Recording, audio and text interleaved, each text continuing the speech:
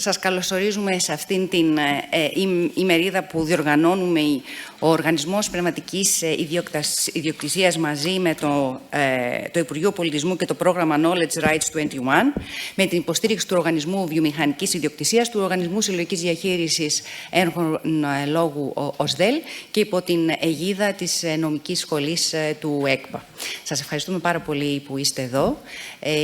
Θα απευθύνει ένα μαγνητοσκοπημένο μήνυμα ως χαιρετισμό η Υπουργός Πολιτισμού, η κυρία Μενδώνη, και στη συνέχεια θα ακολουθήσουν κάποιοι σύντομοι χαιρετισμοί. Σας ευχαριστώ πολύ. Αξιότιμοι σύνεδροι, κυρίες και κύριοι, σας καλωσορίζω στην Αθήνα, σε αυτό το ιδιαίτερα σημαντικό συνέδριο που διοργανώνουν ο Οργανισμός Πνευματικής Ιδιοκτησίας και το πρόγραμμα Knowledge Rights 21 με την υποστήριξη του Οργανισμού Βιομηχανικής Ιδιοκτησίας και του Οργανισμού Συλλογικής Διαχείρισης Έργων του Λόγου, ΟΣΔΕΛ, υπό την αιγίδα της Νομικής Σχολής του Εθνικού και Καποδιστριακού Πανεπιστημίου Αθηνών.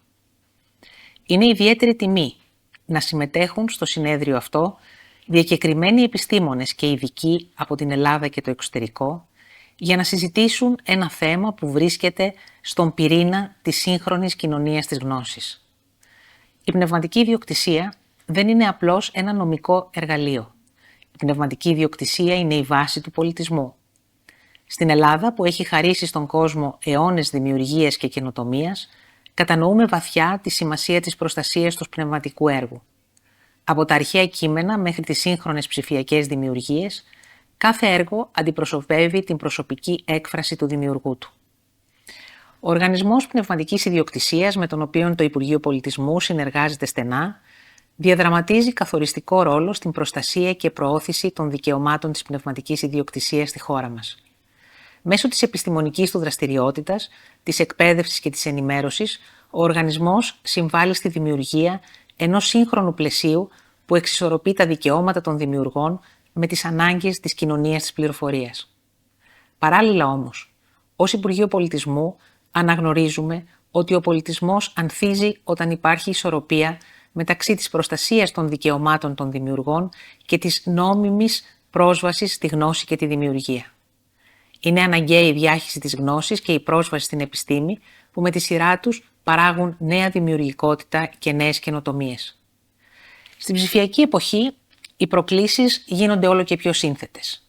Η τεχνητή νοημοσύνη και οι νέες μορφές ερευνητικής δραστηριότητας δημιουργούν νέα δεδομένα. Ειδικά στους τομείς της έρευνας και της καινοτομίας, η τεχνητή νοημοσύνη παρέχει νέες σημαντικές δυνατότητες για την ενίσχυση της επιστημονικής ανακάλυψης, την πρόοδο της έρευνας, τη βελτίωση της παραγωγικότητας των ερευνητών. Η προώθηση των δυνατοτήτων αυτών έχει ήδη συμπεριληφθεί στις προτεραιότητες της Ευρωπαϊκής Ένωσης. Στόχος είναι η διαμόρφωση μιας νέας στρατηγικής για την ενίσχυση της επίδρασης και της ανάπτυξης της επιστήμης μέσω της υπεύθυνης υιοθέτησης της τεχνητής νοημοσύνης. Βεβαίως, οι νέες προκλήσεις που καλούμεθα να αντιμετωπίσουν εγείρουν ταυτόχρονα και κρίσιμα ερωτήματα. Πώς μπορούμε να διασφαλίσουμε ότι οι ερευνητές θα έχουν πρόσβαση στα δεδομένα που χρειάζονται, ενώ ταυτόχρονα σεβόμαστε τα δικαιώματα των δημιουργών? Πώς μπορεί η τεχνητή νοημοσύνη να αξιοποιήσει την υπάρχουσα γνώση χωρίς να παραβιάζει την πνευματική ιδιοκτησία? Είναι κάποια από τα ερωτήματα που προβληματίζουν τους ακαδημαϊκούς και τους ερευνητές και θα αποτελέσουν σήμερα αντικείμενο της συζήτησης και του ευρύτερου προβληματισμού σας. Η σημερινή συζήτηση για τις ερευνητικές εξαιρέσεις, τα πρότυπα αδειοδότησης και τα όρια της πνευματικής ιδιοκτησίας είναι κρίσιμη για το μέλλον της ελληνικής αλλά και της ευρωπαϊκής έρευνας. Χαιρόμαστε ιδιαίτερα που σήμερα θα συνομιλήσουν μεταξύ τους διακεκριμένοι νομικοί και ερευνητές, οι πλέον κατάλληλοι δηλαδή για να διαφωτίσουν τις πολύπλοκες πτυχές αυτών των ζητημάτων. Γιατί οι αποφάσεις που λαμβάνουμε σήμερα θα καθορίσουν το πώς οι μελλοντικές γενναίες θα έχουν πρόσβαση στη γνώση και πώς οι δημιουργοί θα προστατεύονται στον διαρκώς εξελισσόμενο ψηφιακό κόσμο. Εύχομαι οι συζητήσεις σας να είναι επικοδομητικές και να οδηγήσουν σε συγκεκριμένες προτάσεις για το μέλλον. Η πολιτεία είναι εδώ για να αξιοποιήσει τα συμπεράσματά σας. Σας ευχαριστώ. Με ιδιαίτερη χαρά συμμετέχω εκπροσωπώντας το Υπουργείο και την Υπουργό Πολιτισμού, κυρία Λίνα Μενδώνη, στη σημερινή σημαντική ημερίδα, επιστημονική ημερίδα, με θέμα «Έρευνα και δίκαιο της διανοητικής ιδιοκτησίας», που συνδιοργανώνεται από τον Οργανισμό Πνευματικής Ιδιοκτησίας και το πρόγραμμα Knowledge Rights 21.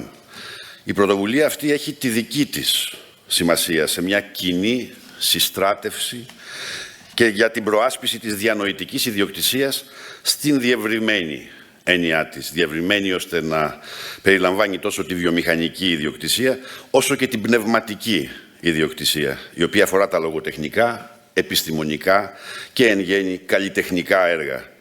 Σε μια συστράτευση δηλαδή για να προστατεύσουμε ό,τι ευγενέστερο διαθέτουμε.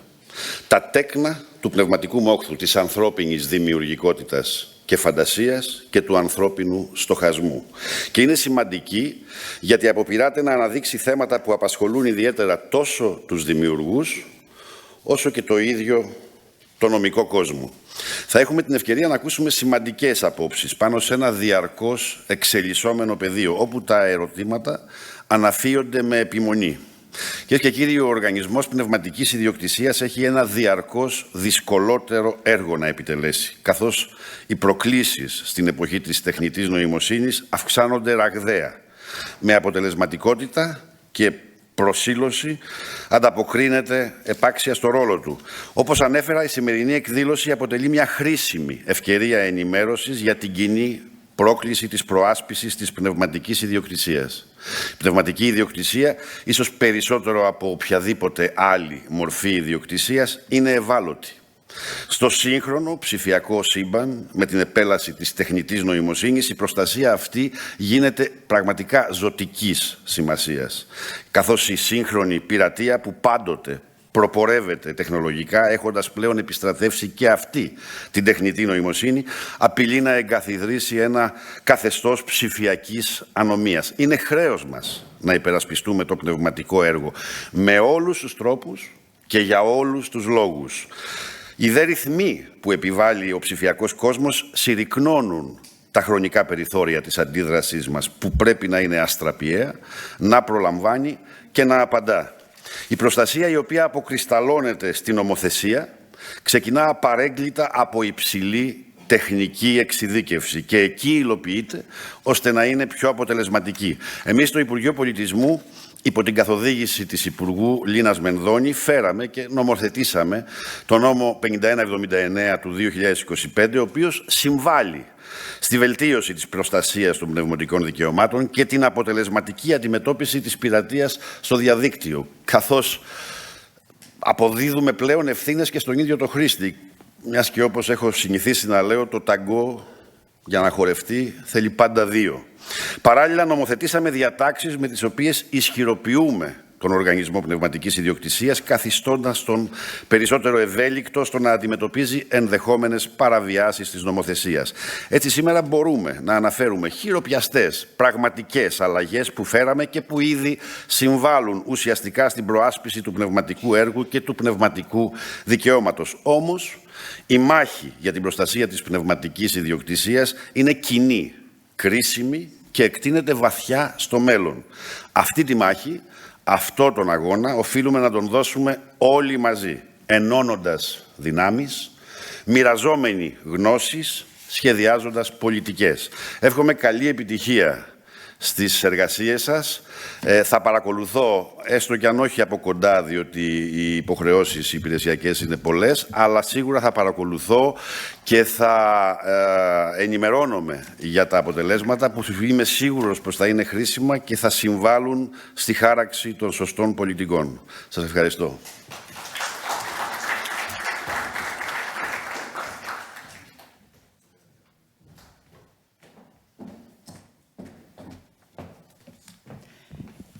Θέλω λίγο την προσοχή σας και την υπομονή σας, γιατί θα διαβάσω τους χαιρετισμούς από τον κύριο Καλαφάτη, που είναι υφυπουργό Ανάπτυξης, και από τον Γενικό Γραμματέα Έρευνας και Καινοτομίας, τον κύριο Γαϊτάνη, που και οι δύο ήθελαν πάρα πολύ να παρίστανται σε αυτή την εκδήλωση. Την υποστήριξαν πάρα πολύ και αποτελεί ένα αντικείμενο το οποίο και τους προβληματίζει ιδιαίτερα και θέλει να υπάρχει μια συνέχεια σε αυτού του είδους τις πρωτοβουλίες και τις διοργανώσεις.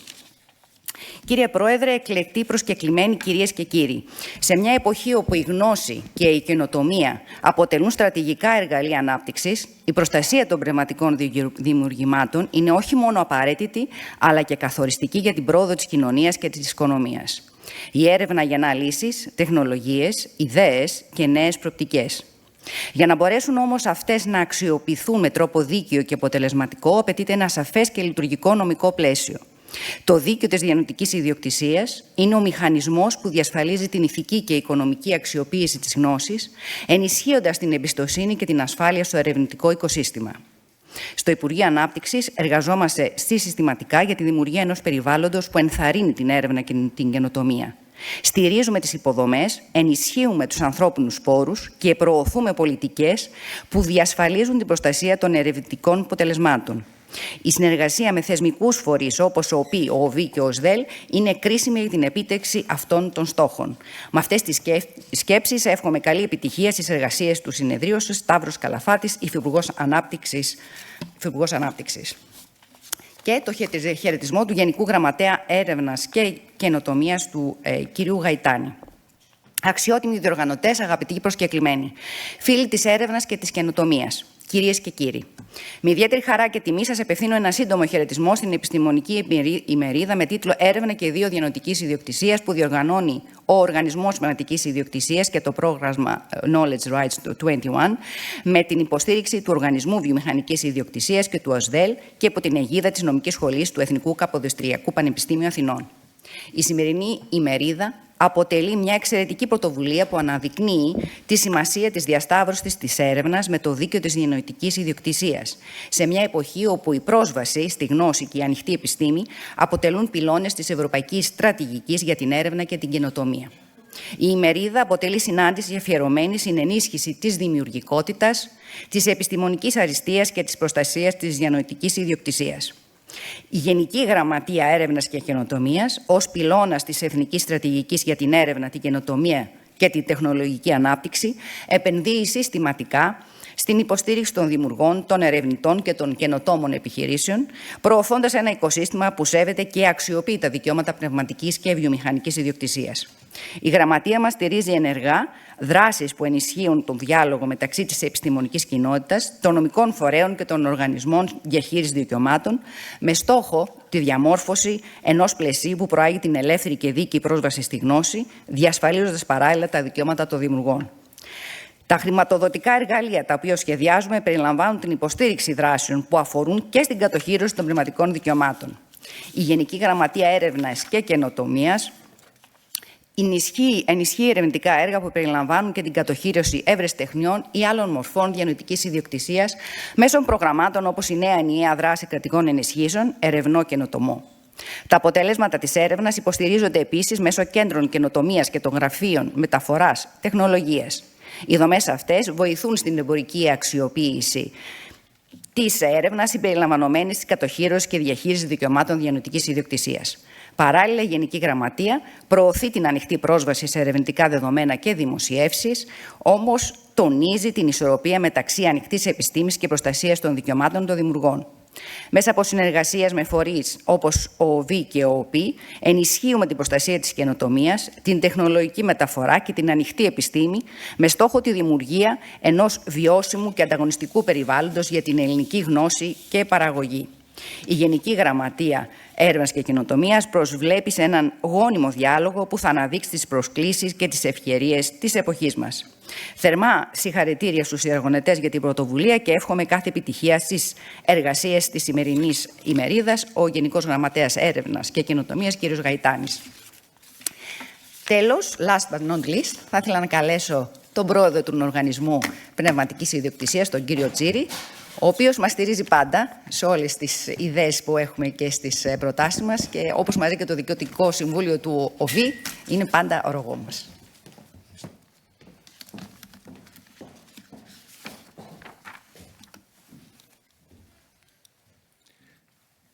Κύριε Υφυπουργέ, αγαπητοί συνάδελφοι, κυρίες και κύριοι, ως Πρόεδρος του Οργανισμού Πνευματικής Ιδιοκτησίας σας καλωσορίζω σε αυτό το συνέδριο που ελπίζουμε να αποτελέσει ορόσημο για την ελληνική ερευνητική και ακαδημαϊκή κοινότητα. Η σημερινή συνάντηση δεν είναι τυχαία, είναι αποτέλεσμα μιας μακροχρόνιας ανάγκης για διάλογο μεταξύ του κόσμου της έρευνας και των θεσμών που διαμορφώνουν το νομικό πλαίσιο της πνευματικής ιδιοκτησίας.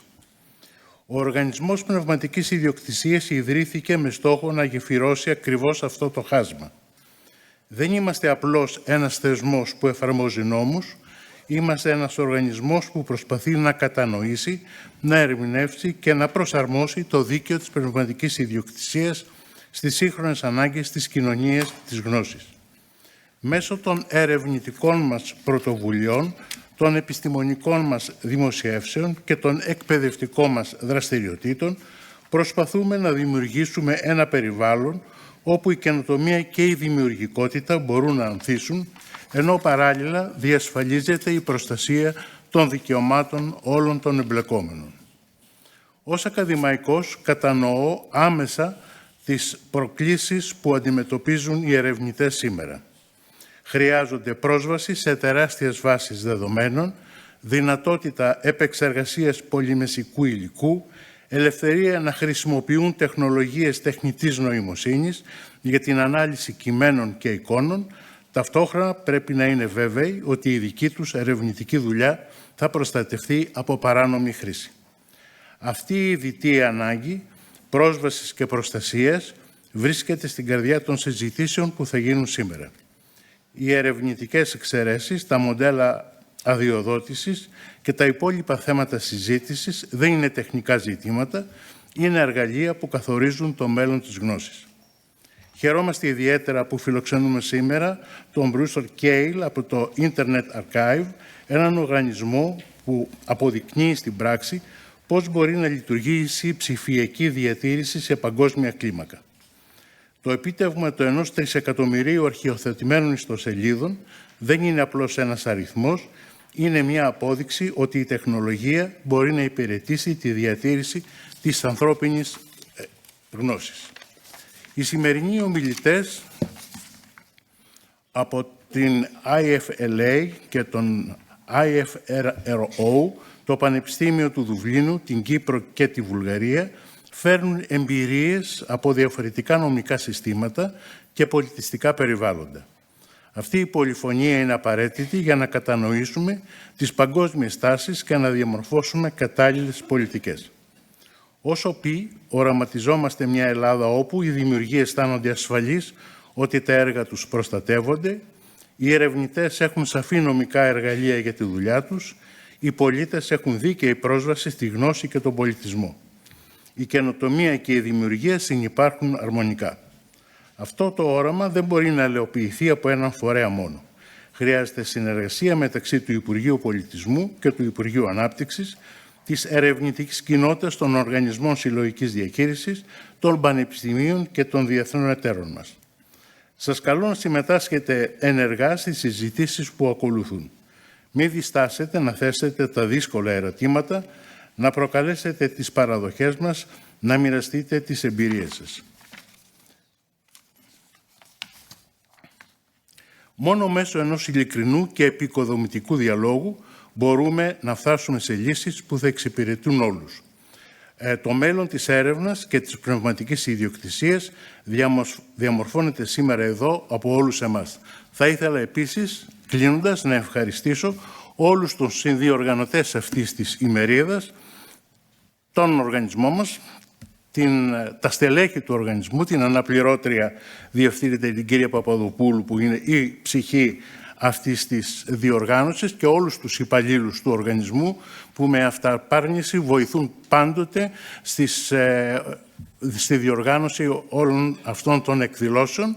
Το Υπουργείο Πολιτισμού που πάντα μας στηρίζει σε όλες τις δραστηριότητές μας, το Υπουργείο Ανάπτυξης που υποστηρίζει την δράση τη σημερινή, το δίκτυο του 21 που συμμετέχει, το ΝΟΒΗ και το ΝΟΣΔΕΛ, αλλά και την νομική σχολή του Πανεπιστημίου Αθηνών, με την οποία έχουμε υπογράψει ένα μνημόνιο συνεργασίας, και η εκδήλωση αυτή αποτελεί έναν ακόμα καρπό αυτής της συνεργασίας μας. Σας ευχαριστώ πολύ.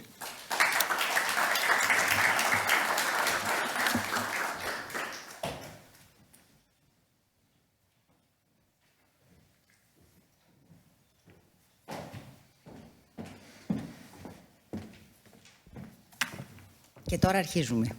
Ήθελα και εγώ να ευχαριστήσω το προσωπικό του ΟΠΗ, αλλά ήδη το έχει κάνει ο κύριος Πρόεδρος. Χωρίς το προσωπικό του ΟΠΗ δεν γίνεται τίποτα από αυτά. Εμείς βάζουμε την ιδέα, αλλά πίσω υπάρχουν πολλοί άνθρωποι στον ΟΠΗ, οι οποίοι μας στηρίζουν και τρέχουν.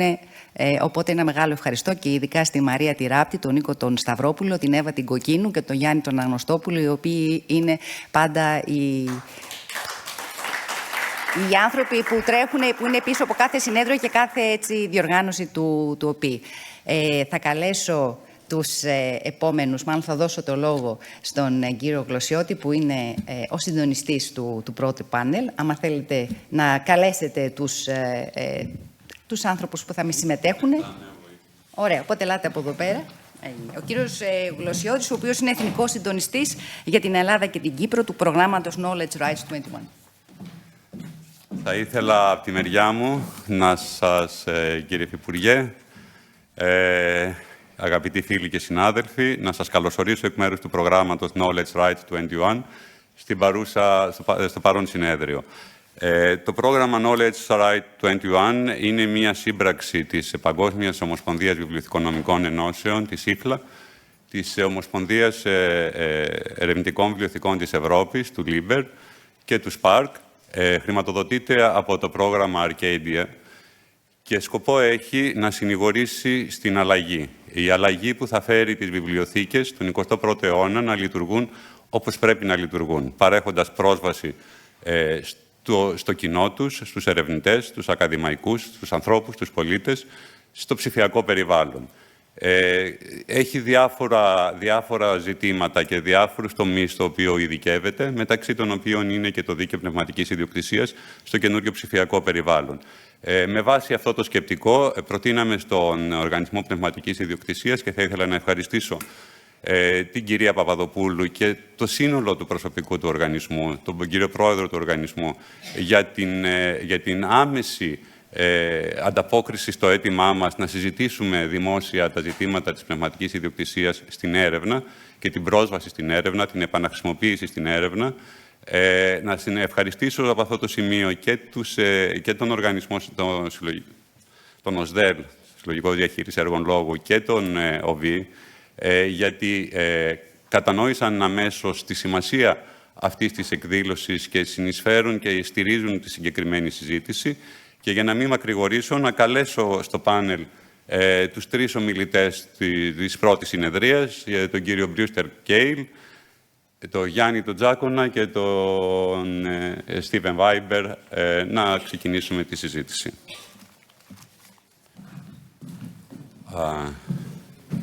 Και θα ξεκινήσουμε αμέσως με τον Μπριούστερ Κέιλ, ο οποίος είναι ψηφιακός βιβλιοθηκονόμος. Είναι ιδρυτής του Internet Archive από το 1996. Είναι ένας άνθρωπος που αγαπάει με πάθος τις δημόσιες βιβλιοθήκες και τη δημόσια πρόσβαση στο ίντερνετ και έχει σκοπό να παρέχουν αυτά τα ιδρύματα παγκόσμια πρόσβαση και γνώση προς όλους. Mr. Kale, the floor is yours.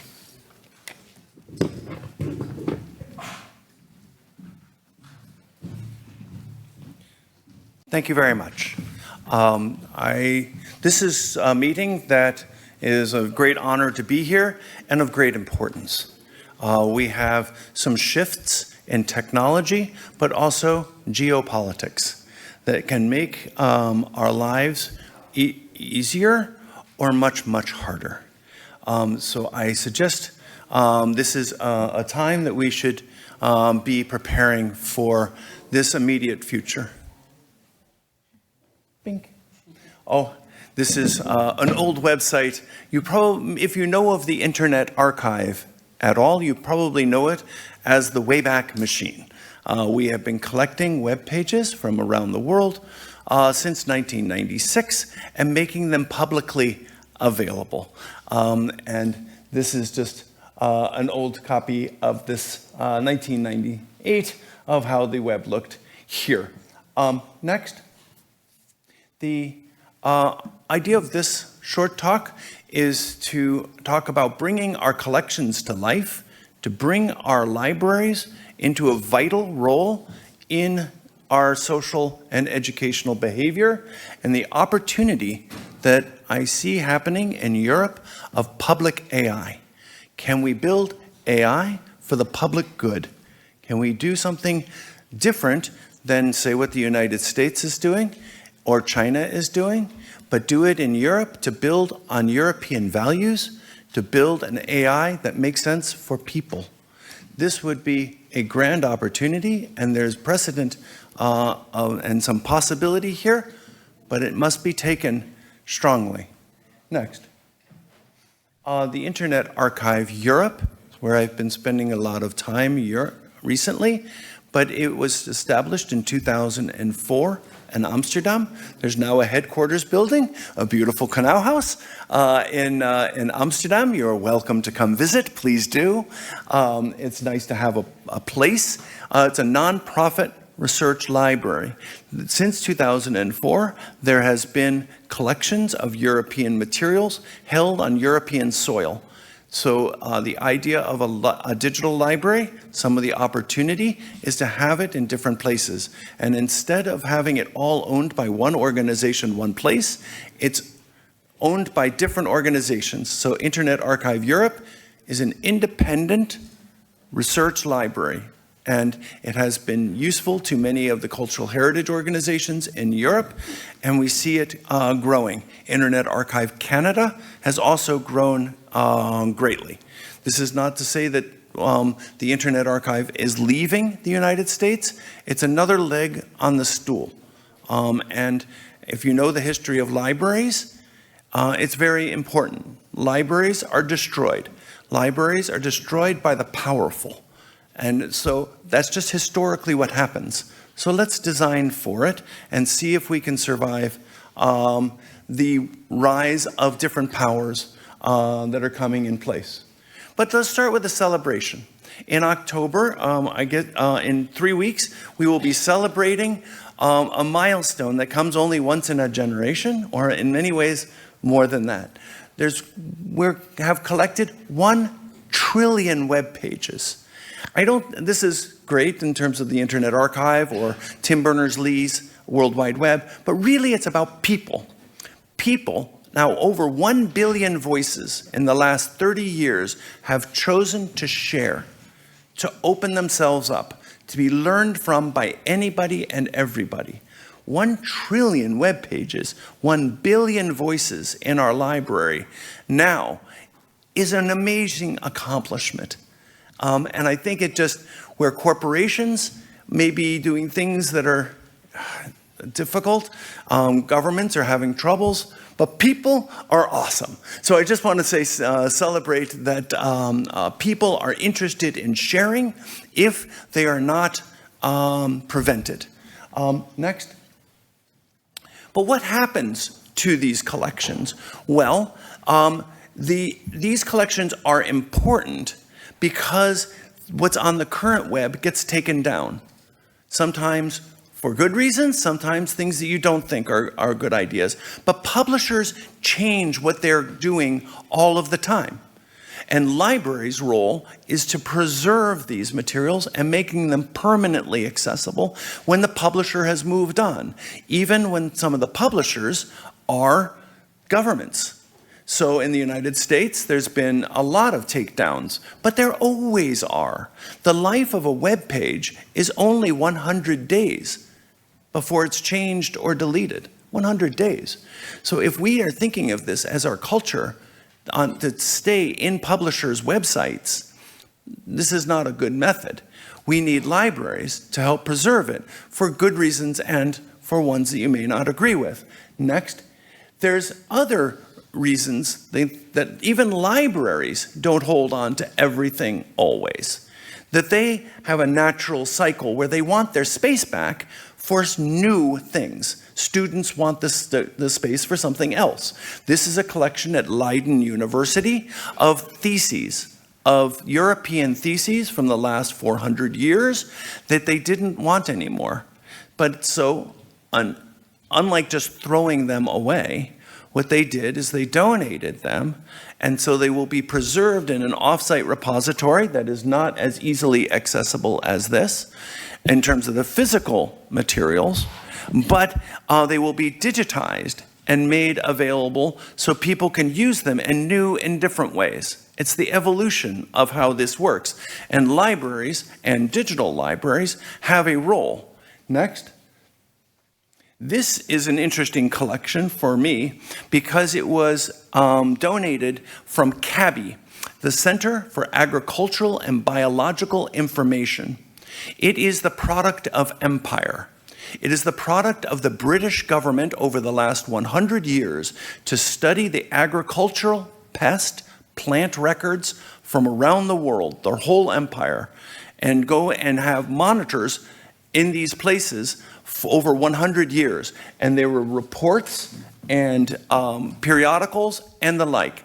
Again, nobody was using these. People don't want to read these, but machines do. So they donated these materials, and we've just now finished digitizing all of them.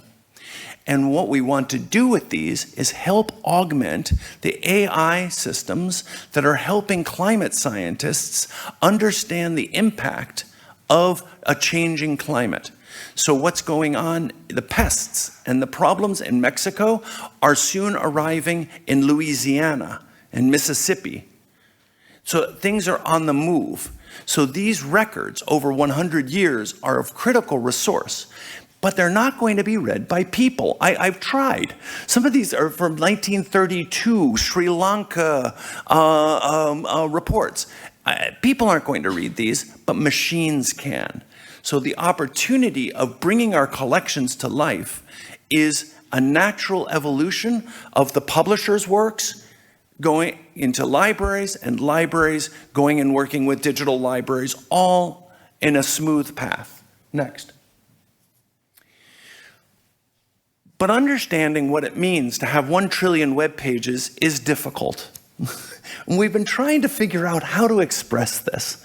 So working with the Dutch National Library, we decided to go and make a display of the Dutch websites. And the idea is to make it so that people can see the breadth and the amazing things of the Dutch websites and over time. It was, even though the Dutch websites, we only have about 200,000 of them in this display, and we collect at the Internet Archive about 1 billion URLs every day. It still helps. So this is the display, and you can see in the front there's a joystick, and it tries to make it fun with lit buttons for people to go and cruise around. Next slide. Let's see if we can. So you can zoom and go in and click and be able to see past years of any particular website. Also, you can talk to it and query it. So this is now on display at the Dutch National Library, and the idea is to be fun. And so I'm going from important, with this, which is the agricultural records, but to also show how our libraries can live.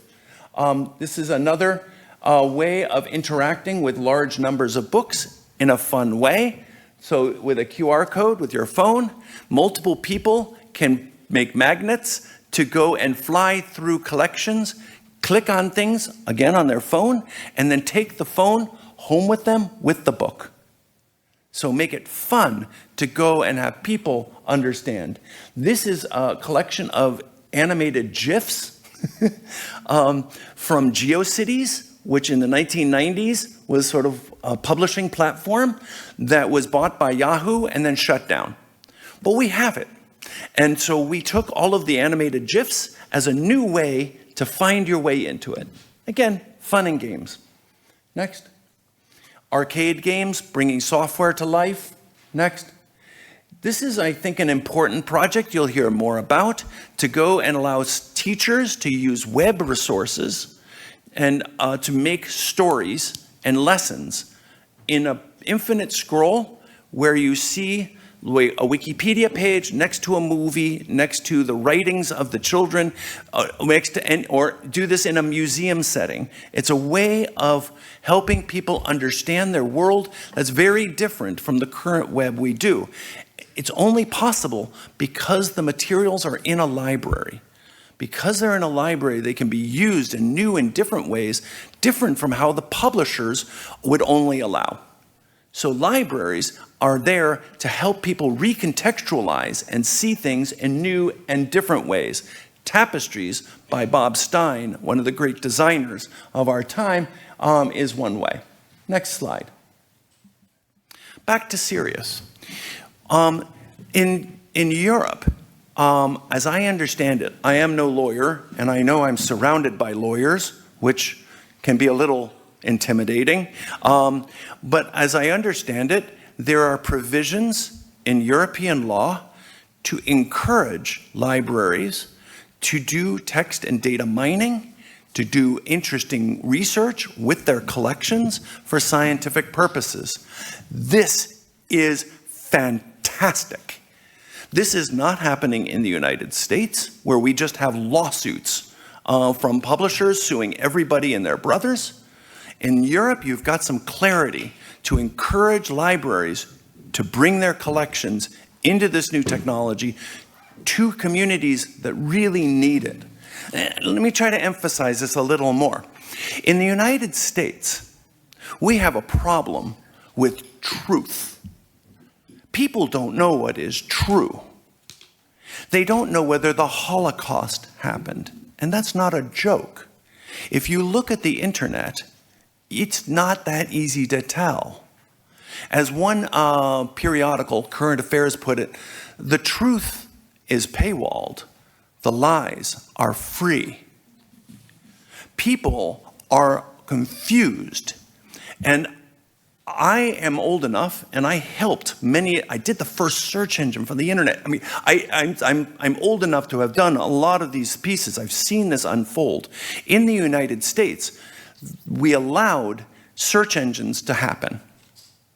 In Europe, you didn't. But in the United States, we did. And we had search engines of only the web.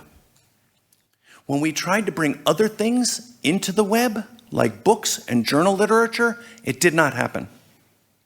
The publishers said no. So the kids these days are learning from things like Wikipedia that is pointing to blogs, that are pointing to free resources, open materials, which is often not the best.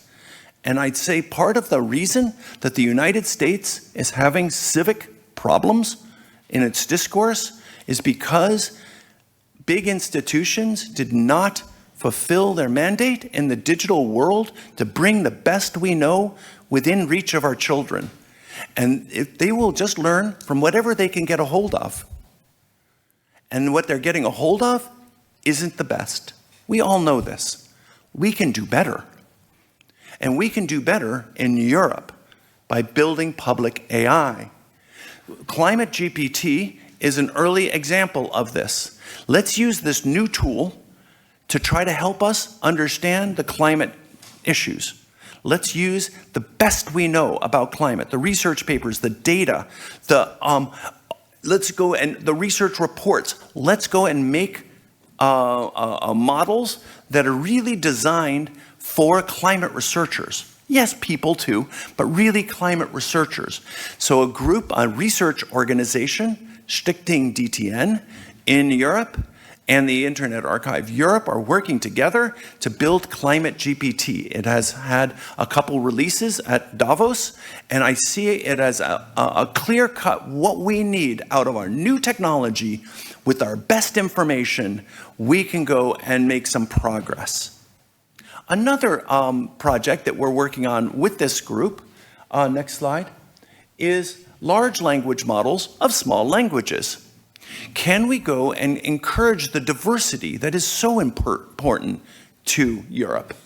Can we go and make it so that we can build Finnish models, Bulgarian models that are not translations on top of American models?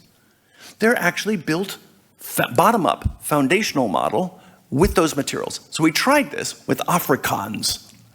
And Afrikaans, the newest language in the world, there's not that much to learn from. But we made a foundational model. So all it knows is Afrikaans. And turns out that, well, it swears a lot. It's a border language. It also talks a lot about Christianity and Christian subjects, because that's what a lot of the training material was. But I think we can go and build Bulgarian, Greek materials into language models such that it's not a translation, it's actually Greek. That is, I think, an opportunity. And you do not need a data center that's the size of a country to be able to do this. So the idea of doing public AI for the public good, for public education, to bring up a population that is not confused by going and having the best information in our grasps for our children this time. So beyond just web content, which is really all the AI companies have now. So they talk with the Internet Archive because they want our data. The Internet Archive has more data than OpenAI or Anthropic. It's second only to Google. Google is number one. We're number two. We have better and more information than they do. But in the United States, it's confusing as to how to work with them. In Europe, if we build public AI, it's clearly and straightforwardly possible, but I would say needed. That you want to do this for your country, for your children. You do not want to have to go and decide, am I going to raise my children on an LLM that has an American accent or a Chinese accent? I think you want another option, and you can. And the Internet Archive Europe, laws permitting, can help in building these. Next. How might we do some of this? One is a statement of what libraries should do in the digital age. And this may seem obvious because it's what libraries have done for thousands of years. What we do is we collect, we buy things, we support authors, we support publishers by buying materials, but we really buy them. We don't license them, we buy them in the physical world. Digital? We preserve things, right? We have records of thousands of years in our libraries, physically. Digitally, not clear whether we're allowed to. Lend materials to make things available. Don't interrupt with the commerce and support commerce by buying materials, but lending the materials we have for different kinds of uses. In the physical world, we've been doing this for thousands of years, before there were publishers, before there was copyright. In the digital world, question. Interoperate and use interlibrary loan with other libraries to make us all smarter. This is an important part of libraries. In the physical world, in the digital world, it's questioned here in Europe. So I would say it's important to go and reaffirm the 4 digital rights of libraries. This is Aruba, National Librarian, and the National Archivist going and signing on. Next slide. This is IFLA signing on to the 4 rights, digital libraries. So it's not a law, but it is a statement of purpose of a role of how libraries can grow into the digital opportunity. Next slide. This is the website for it if you want to see the people that are signing on, and it's gaining momentum. Next slide. Last slide. So what next? What do we do? What should we do? What must we do? We must use every tool we can to fight disinformation. We must use our libraries and cultural heritage institutions, our research organizations, and our schools to go and help build a healthy, productive ecosystem. We can foster curiosity, we can foster European sovereignty, and we can foster growth, and also a great deal of commercial activity if we do this right. Thank you very much.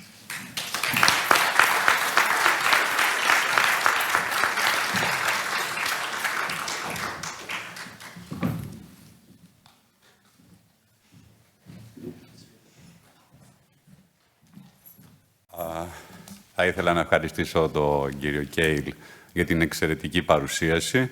Είμαστε λίγο εκτός χρόνου, οπότε θα παρακαλέσω τους επόμενους ομιλητές να είναι λίγο αυστηροί στο χρόνο που τους έχει δοθεί. Ακούσαμε πώς μπορούν οι ψηφιακές συλλογές να αναπτύξουν δράσεις, προγράμματα, έρευνα. Σε τι περιβάλλον όμως? Σε τι νομικό περιβάλλον και σε τι πολιτικό περιβάλλον αυτή η έρευνα εδράζεται στην Ευρώπη? Για αυτό το ζήτημα θα μας μιλήσει ο Στίβεν Βάιμπερ, ο οποίος είναι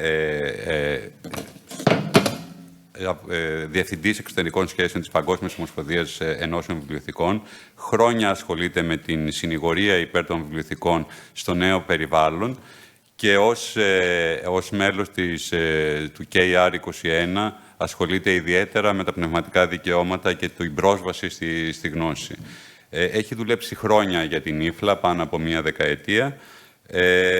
Πριν δούλευε στον Οργανισμό Οικονομικής Συνεργασίας και Ανάπτυξης ως υπεύθυνος του Ηνωμένου Βασιλείου και στη Βρετανική Πρεσβεία στο Παρίσι. Έχει πολλά ενδιαφέροντα να μας πει. Στίβεν, περιμένουμε να ακούσουμε.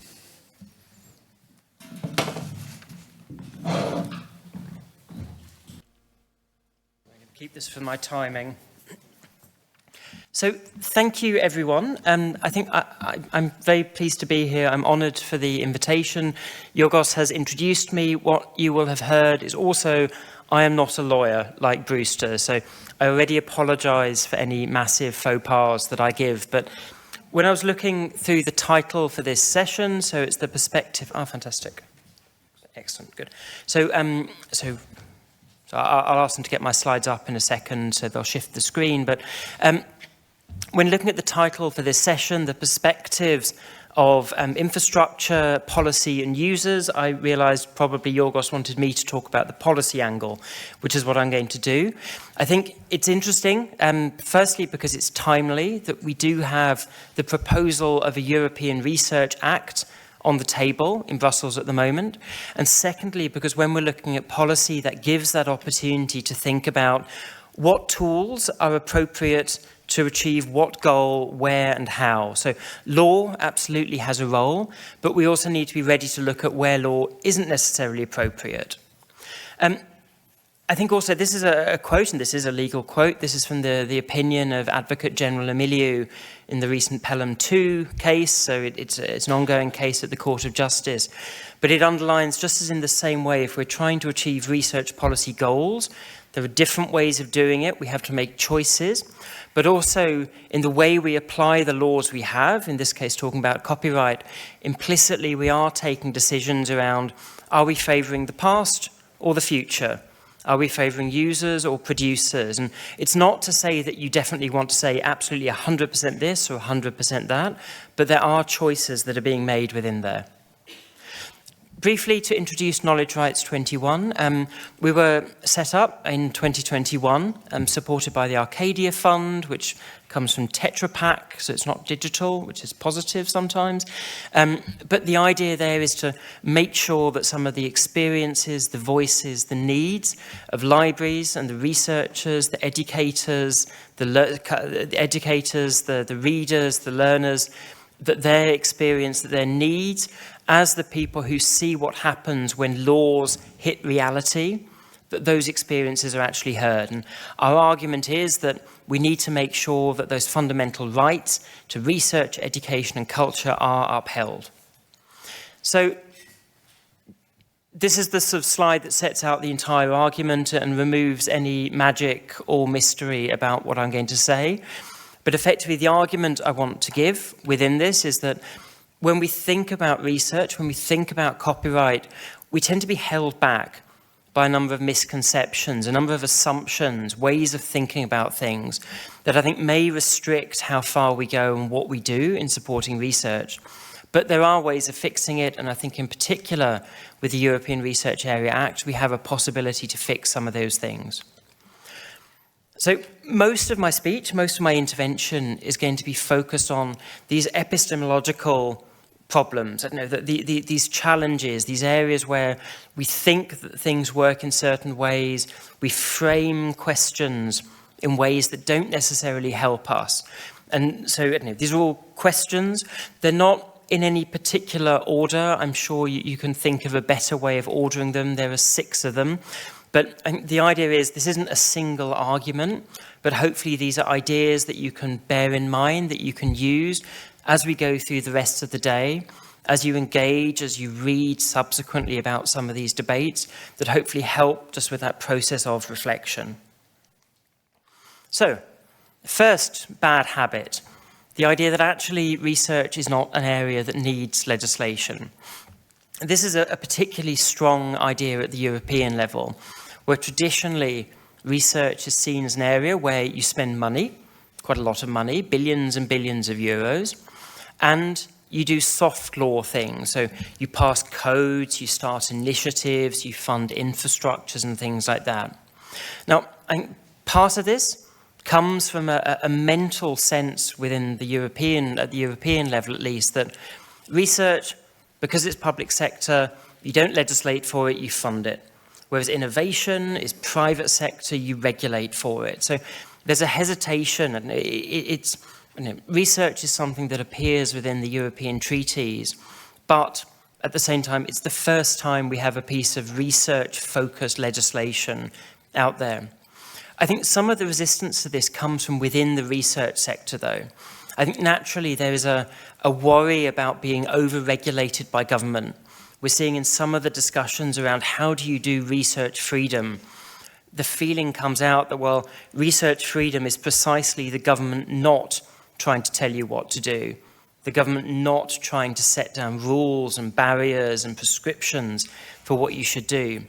And I think there's also a sense within the field quite a lot that it's all about things that work from the bottom up. Arguably, the success of the open access movement, of the open science movement to date, it's come from people not waiting for government to sort out their problems and actually trying to do things from the bottom up. So as a first thing, and I think this is probably more focused in the research sector, getting over this idea that legislation is not an appropriate tool.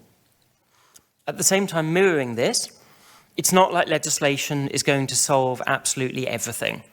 And there is often that tendency to think that, well, if we just pass a law, everything will be absolutely fine. I think Anna's presentation later will touch on some of these ideas.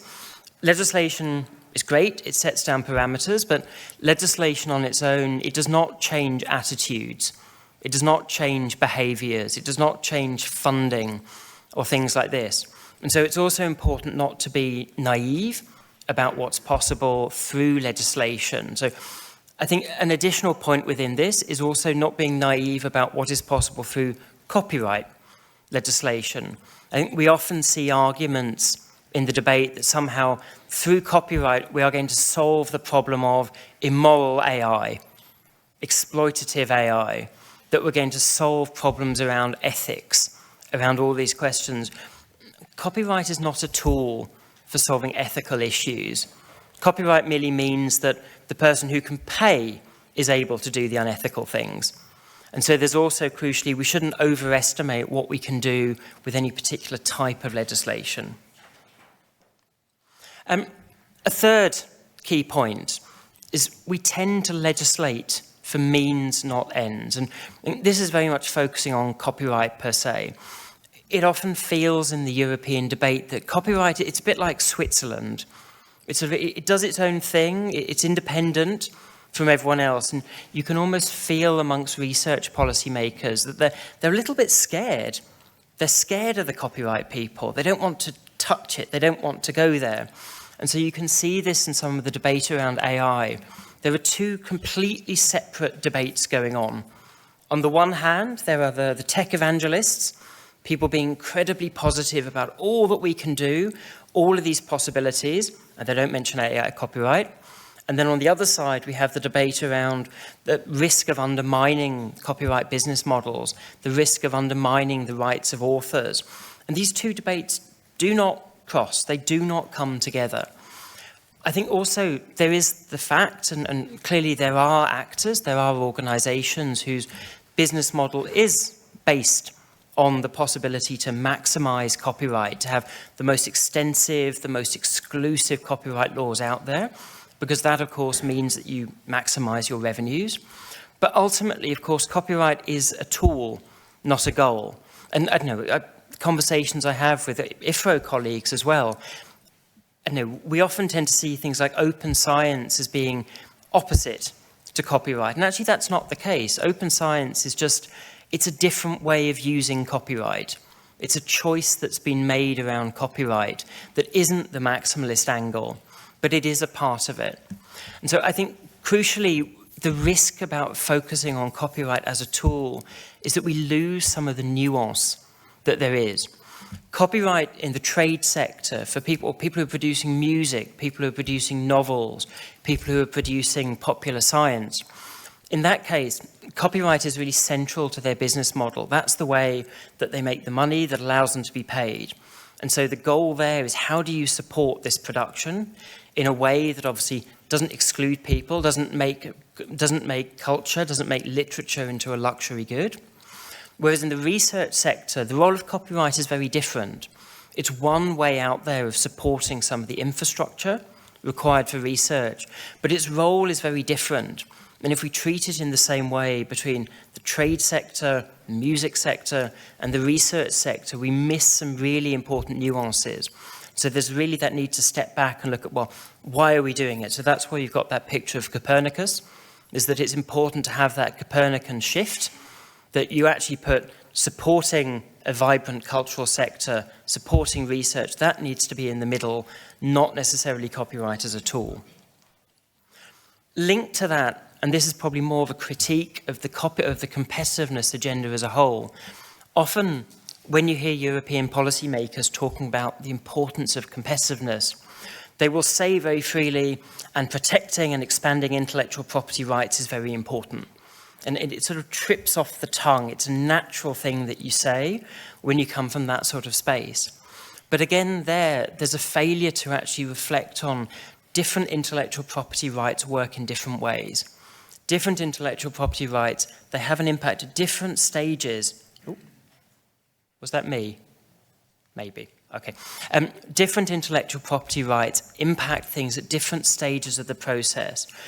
At the stage of research, the importance of access, the importance of the circulation of knowledge is higher. That's where copyright kicks in. But when you're actually producing products, you want to protect them, that stage, that's when patents kick in, and then further down the track. There are challenges within there. I think there is a legitimate challenge, and we're involved in other projects that focus on this one, that there is a risk of a contradiction when researchers are expected to publish their findings, but if they publish their findings, they put their patent at risk. Because if you publish all your ideas and you publish everything, then it's more difficult to apply for a patent afterwards, and you could jeopardize subsequent commercialization. So there are some overlaps. There are things that can be done better here. I think crucially as well, the assumption that intellectual property rights means more intellectual property rights needs to be challenged a little bit more. I think, as said, seeing open science as an alternative to intellectual property rights is not correct, I think. Open science is one way of exercising those intellectual property rights. So I think crucially through this, if you see those very easy assumptions, that very quick thing to say, well, we just need more and stronger IP rights. It's important to stand back and say, which IP rights and how? Moving back a little bit towards the world of copyright here, and there's always a risk with passing legislation, with taking action, that simply doing nothing is the easier option. And of course, there will always be actors out there who benefit from doing nothing.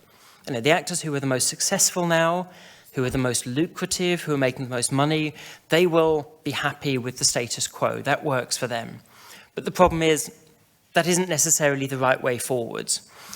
When we talk about open access, you know, we regularly hear, we see in the inputs that European universities, research organizations put into consultations, that there's a deep concern about the sustainability of current scholarly publishing models, of scholarly communication. There's a deep concern about how inclusive things are. There's a deep concern that I know that Yannis will talk about subsequently, about is the model we have right now, is it forcing people to leave their country in order to perform the research that they want to perform? So not ignoring those arguments is there. I think there's also a fundamental thing which Brewster brought up when talking about the 4 rights. With the shift from physical to digital, we have moved from a situation where the rights of libraries, the rights of researchers, learners, educators, readers, they used to be guaranteed by law. Now, what matters is how good a deal can you negotiate. And so we risk seeing this deregulation by stealth, this rewilding of copyright. I think we heard in the opening session talk of, is there a risk of entering into a Wild West? And I think the problem is we are already in it. We're already in it because it is the law of the strongest. It is the law of who can sign the best deal. And so if you are a big academic institution with a big reputation and a lot of money behind you, maybe you can get that good deal. But if you're smaller, if you have less resource, if you don't have an army of lawyers or contract negotiators, then you're the sort of little guy in the Western saloon who doesn't really have much power. So I think remembering that with this transition to digital, we have faced this rewilding. We are already in this Wild West. It's not AI companies that have brought this on. This has been with us for decades. And then finally, and this refers back a little bit to that question about copyright being the goal that we're focusing on, is that the problem is that when we frame our debate around copyright, it becomes very easy to see it as being just a fight between big tech and big copyright. You know, copyright is promoted as being about you have rights on the one side and exceptions on the other. And of course, you have big tech companies who have grown rich and successful on their ability to maximize the potential that they have, or to ignore the law and then get big enough to mean that they don't need to apply it anymore. The problem is, though, if we end up, and then of course you have the best resourced companies, the best resourced organizations that are there fighting for more copyright. The problem is that if we conceive of copyright debates in those terms, if we see it's all about Universal Music versus YouTube, if we see it's all about OpenAI versus Elsevier, then we actually forget that there's this really important middle part. There are the little guys on both sides, the individual authors, the individual creators who, even if a big deal is signed, even if Anthropic gives 1.5 billion to a group of publishers, the amount of money that comes to individual authors in the end is going to be minimal, if anything. But also, the interests of big tech are not the same as the interests of libraries. Again, Brewster, by talking about the importance of public AI, underlines that there are models out there. The model of access, the model of supporting research, of culture, of education that libraries offer, it is a third way. It's a slightly dated term, that, but it is a third way. It is an alternative model that is based on providing access, but not at the cost of everything that big tech costs us, and it isn't focused on immediately maximizing profits for the middleman. So I think with all this, so as I said, this isn't a straight line argument, and it's a set of points to bear in mind. But as said at the beginning, we do have the possibility with the European Research Area Act to actually think about how can we apply some of these points? How can we apply some of these realizations about how policy works in this space, how we can think about how policy, law, copyright policy in particular, can support research? And I think it's an interesting one because the way this commission works does appear to be very much about they come up with a great name and then afterwards they think about how to fill it. And so it's quite an open space for the time being. So what we do have with the ERA Act is that, as I said at the beginning, for the first time since the European Union or European coal and economic coal and steel community and whatever has been around, it's the first time there's a piece of legislation actually focused on research, a chance to think about looking across all of the legislation we have, all of the rules that we have, how can we get them right in order to support stronger research? And so it's that Copernican shift, that looking at things from the perspective of research. It's got high-level political buy-in. So President von der Leyen, she goes and stands in front of people, she talks about this. So there is that political desire to do something, to see research advance in order to support competitiveness across the European Union. There's an opportunity to make sure that laws are also supporting all of the investment that the European Union makes. So was it 95 billion in the last 6-7 years, 175 they're promoting in the next 6-7 years. So there's a chance to look at how can we make sure that that investment is spent as effectively as possible. I know that, for example, I know Greece is actually quite good at getting Horizon projects. So making sure that the law supports that spending, makes sure that we can do as much as possible with it. I can see I have 1 minute left. See, it was really good to have this up there. I recommend it.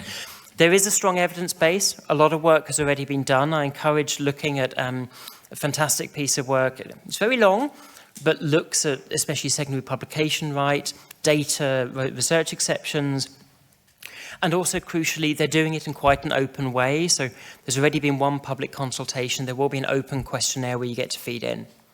There are risks. I think there's a lot of enthusiasm, but there's always events that get in the way. There's always a risk of losing momentum, running into tensions. People don't, other bits of the commission don't want the research people coming and fiddling with their things and so on. There's a risk of a loss of focus on research. I think the focus on competitiveness can risk a push towards all we're thinking about as military uses, which isn't always particularly helpful. There's a risk of a lack of mobilization from the sector. I think we feel that with the budget coming up at the same time as this, I think a lot of people are focusing more on the budget than they are on the law. So there's a real need to make the most of this, to not get scared of legislation, but to see how we can use it. But also crucially a need to coordinate with other areas. And we already see some risks of this, that in parallel, the Commission is putting forward a European Innovation Act, but they're doing it to a different timeline to the European Research Area Act. So once again, that failure to think in terms of what's going to benefit research as a whole and how do we make sure we coordinate our actions and take decisions around that. So 40 seconds over, I will stop. Thank you.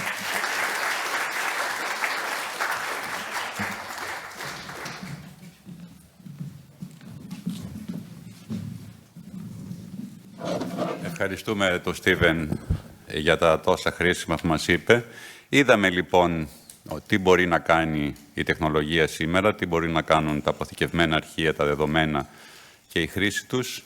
Είδαμε ένα πολύπλοκο νομικό και πολιτικό περιβάλλον, αλλά σε όλα αυτά ήδη οι ερευνητές της χώρας καλούνται να δουλέψουν. Δουλεύουν, παράγουν επιστημονικό έργο και καινοτομία. Πώς αισθάνονται με όλα αυτά? Πώς βιώνουν αυτή την καθημερινότητα? Αυτό είναι κάτι που θα μας αναλύσει ο Γιάννης ο Τσάκωνας αμέσως μετά. Ο Γιάννης είναι διευθυντής στη Βιβλιοθήκη Κέντρο Πληροφόρησης του Πανεπιστημίου Πατρών, αντιπρόεδρος στο Liber Europe και έχει διατελέσει μέλος του ΣΕΑΒ, αντιπρόεδρος, και αντιπρόεδρος στο Γενικό Συμβούλιο Βιβλιοθηκών σε προγενέστερες περιόδους και είναι πάντα υπέρ της ανοιχτής πρόσβασης και της ανοιχτής επιστήμης. Γιάννη, περιμένουμε να ακούσουμε.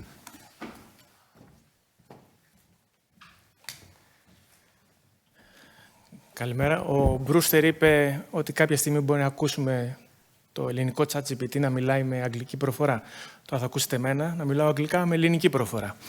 Είμαι προετοιμασμένος λοιπόν να τη δώσω την παρουσίαση στα αγγλικά. So thank you very much everyone for being here, and as Yorgos said, I'm going to talk a little bit about what we should, let's say it's the lived reality, what we actually live, not what we think that we live. And this is based on the opinions and the attitudes, the perceptions of the Greek researchers about the access to and the reuse of scientific information. So I'm coordinating the Scholarly Communication Unit, which is a branch of HeLink. HeLink is the Hellenic Consortium of Academic Libraries. It is being recognized for more than a quarter of a century as the main provider of electronic information in the country, scientific information with thousands of e-journals, thousands of e-books, databases, and so on. But also, it's a grid of infrastructures, both to the library members as well as to the research community. By research community, we mean all academic institutions and all research centers which are affiliated with the HeLink. So the mandate that we have from the board of directors of HeLink is that we should be able to inform the Greek community about what is happening on open access, research data management, and bibliometrics. We provide help and support. We have a help desk for all the researchers across the country. We implement the transformative agreements for open access for the whole of the members, the entire group of members. We monitor the progress of open access in Greece, both in terms of what we support and what we finance, as well as, in general. We provide training on those topics, and we conduct surveys and try to provide documentation to the board of directors, as well as the council of rectors and the ministry. So we have already done 2 surveys the last 2-3 years. It's focusing on the perceptions of Greek researchers about open access. And as I said, it's about perceptions. We use this term because, again, it's how people perceive that it's the situation that they live in and what are the affordances that they can do with the information that they have. So in terms of open access, and obviously we mean open access to scientific publications, and most of the work that they do is already their work and their peers' work. The Greek researchers are aware of open access. They don't have a strong preference to any road. By road, we mean the different, let's say, flavors that we have. The green open access road, which means repositories; gold open access road, which means paid article fees. But the decision-making where to publish and whether they will publish open access is based on finances. If you are Greek, you can relate to this. They do want to HeLink to play a strong role in guiding, educating, and informing them. Our researchers, they want our guidance. And while we understand the diversity of approaches and the very, diverse set of options that they have, is also, a little bit concerning. Why? Because we also need legislation or policies in order to steer their creativity, in order to also steer the national policy regarding the exploitation of those publications. So the current study that we did, and they happened in May, the whole month of May, was to summarize the current legislative framework in regards to research and innovation in Greece, and outline the challenges it brings when we talk to an open system of circulation, and to provide evidence of the obstacles. It's not what, let's say, we think it exists as a problem, because we do have our anecdotal evidence. I mean, we talk to researchers all the time, but this is not recorded, this is not visualized in a way. And we have the basic premise that Greece still experiences effects from the fiscal shrinking in the during the last decade, and we do believe that research and development are necessary for economic growth, social stability, and innovation advancement. As I told you about anecdotal evidence, my own personal experience is that the last year I had to, let's say, to say goodbye to 3 colleagues who migrated abroad in order to find a better future. And they were young, let's say, doctoral students. They finished their degrees and they went out to work. And one of the factors of the improvement of the research environment, we consider that it's the open flow of information. Now, what is research and innovation in Greece when we talk about it? It's a lot of things. We do not have a single image, but okay, I can understand policymakers and politicians when they try to build a very good image of where we are standing, but we are investing almost 1.5 of the Greek gross domestic product. Based on the Eurostat statistics, we are lagging behind the average, and we're lagging behind of the ambition of 3% of investments in research and development, the European ambition. These are mostly focused on business and enterprises and then on higher education. These are data from the national documentation. Everything that we report is based on credible information. Again, we try to avoid anecdotal things and stuff. 1.6 of the financially active population is working in the research and development area. We are not in a good position regarding gender equality in research and academia, according to the C-Figures Index. Only 2 European Research Council grants in almost 900.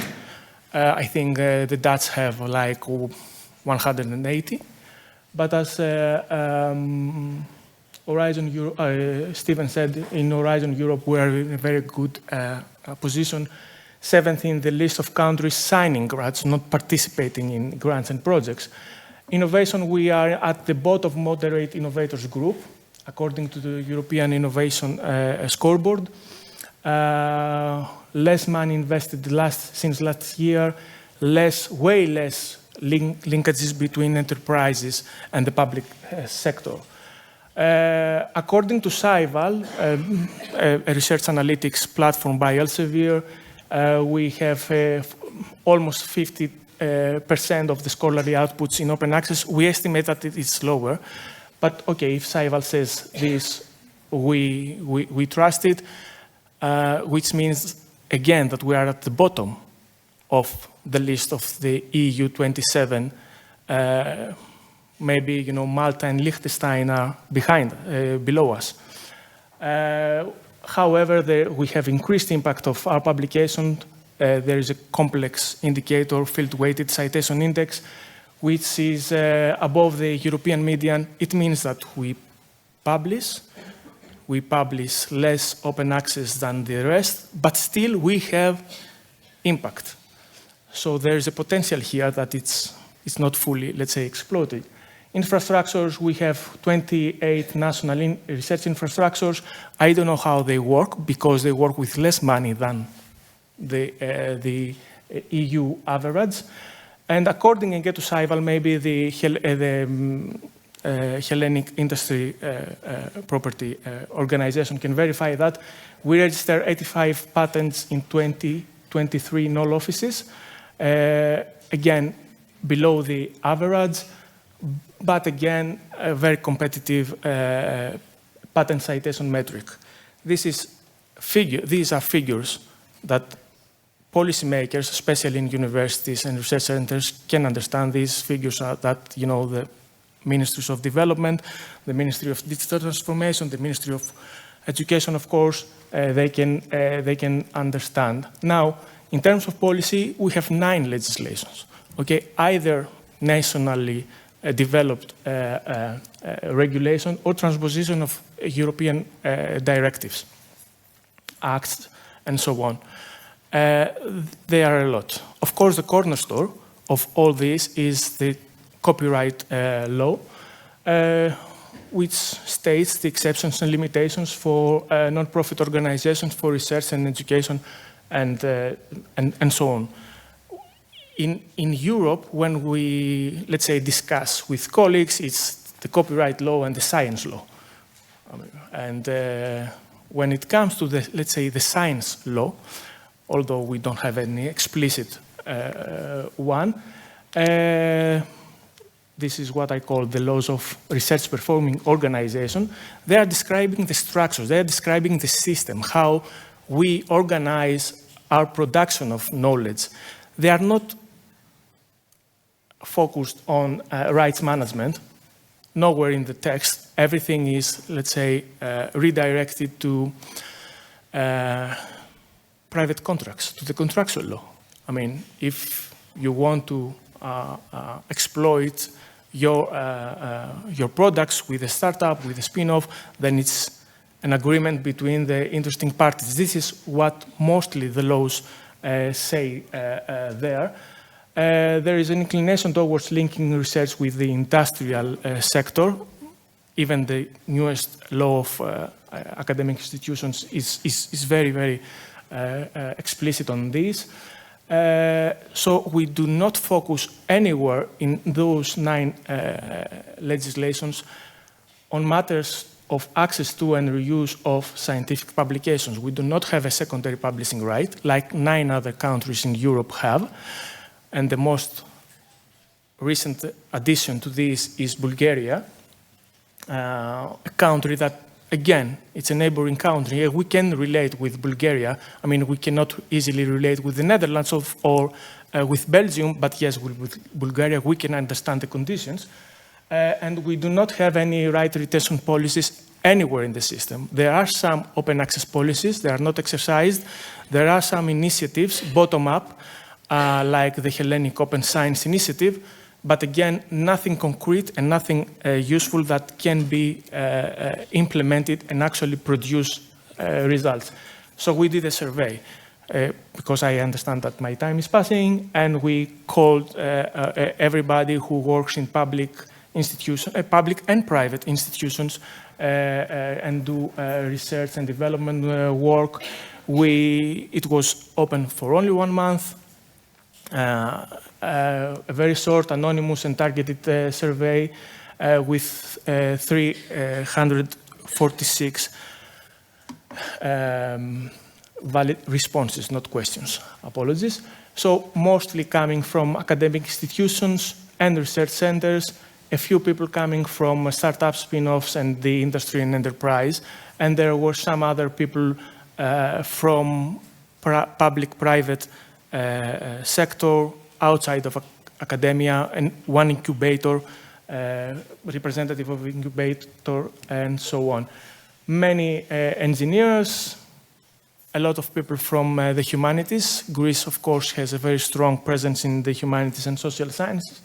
So this is the profile of the respondents.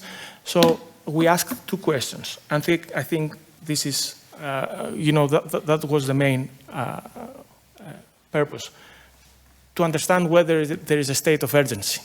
And the state of urgency is, I want something bad, and I cannot find it. I want to have access to information, and I want to have it now, and I cannot find it. So we asked if it is important for them to have access to information, and of course, most of them said, yes, we want to have access to information. This is the upper part. And the high needs from academic institutions, research centers, spin-offs, and so on.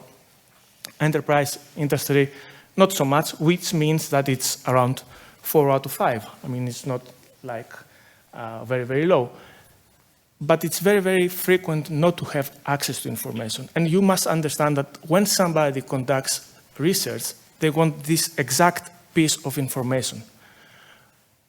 Quite often, when they cannot find information, they can substitute it, but they want this piece of information. Otherwise, they will not be able to verify results. They will not be able to produce credible results.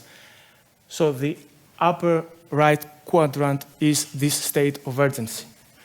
And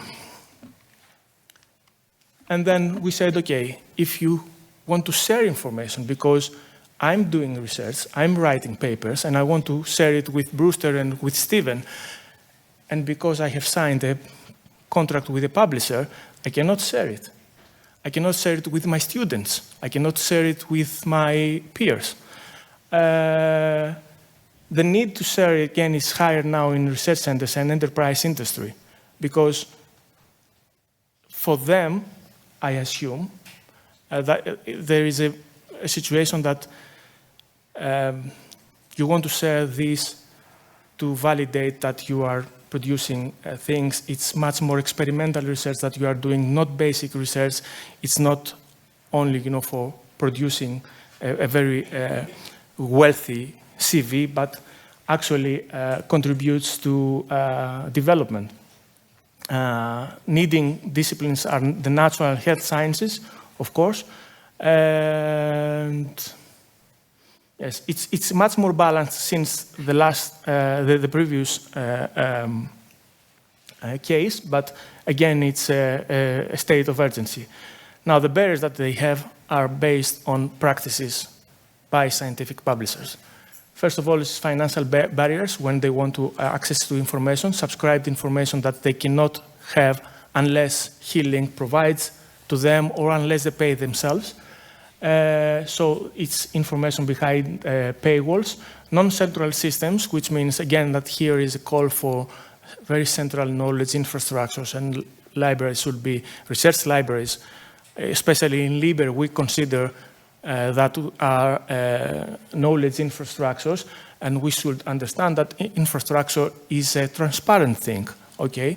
Our water supplying is transparent. We don't see the pipelines, but it is there. It is there and useful for us. Think of libraries as these.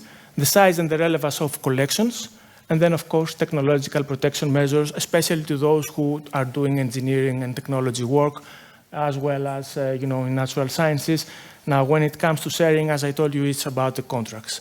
Usually when a scholar writes a paper and then goes to publish it on the journal, they sign a contract with the publisher giving the exclusive right to use this work, and they are not able to reuse it. So this is the main barrier. And of course, they are not presented with open licensing options.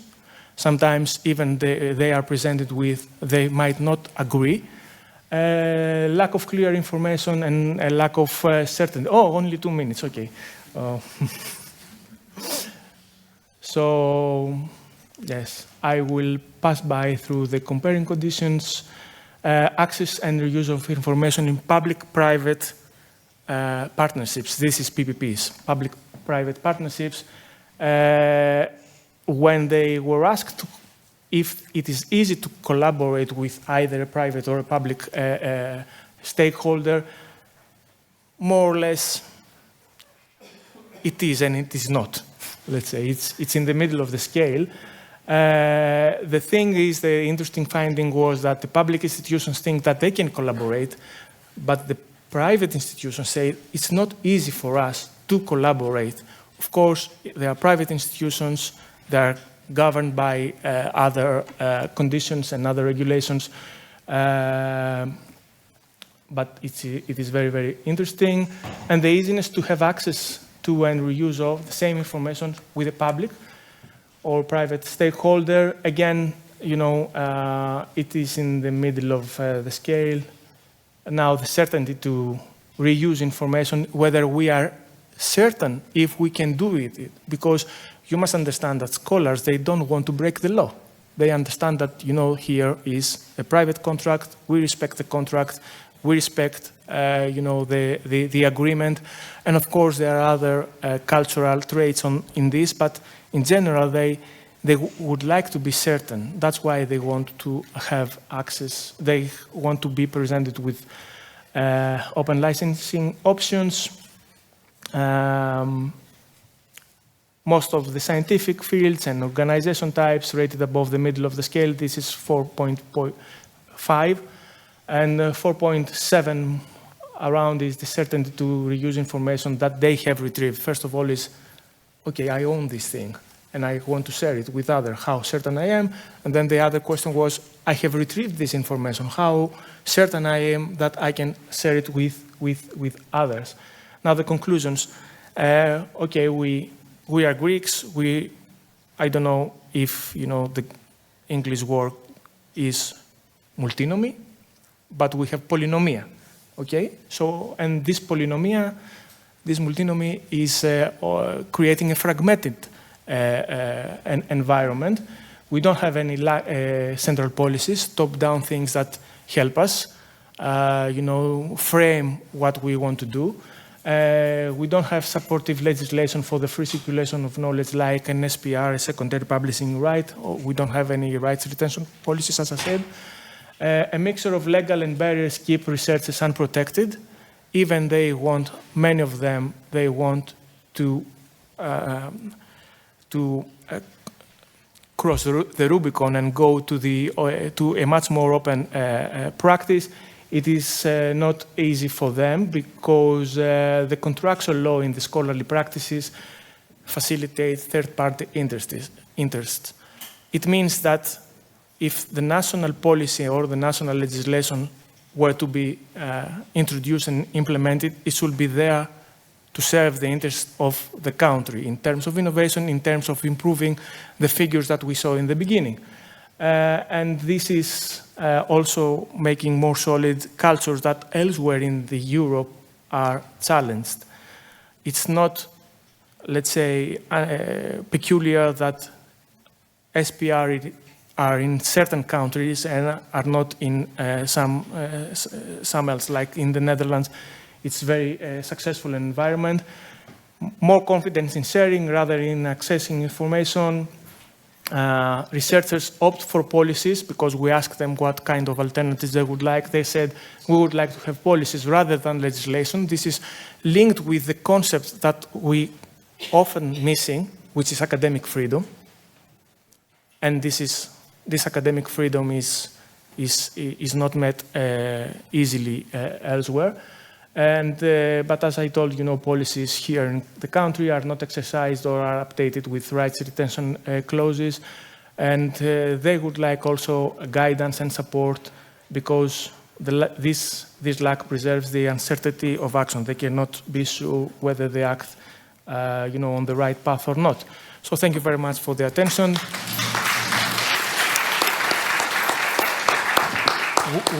We expect the report to be published on this Friday. Okay, we are doing the final proofreading and then it's going to be uploaded on Zenodo. People who are familiar with Zenodo and other platforms, they can find it there.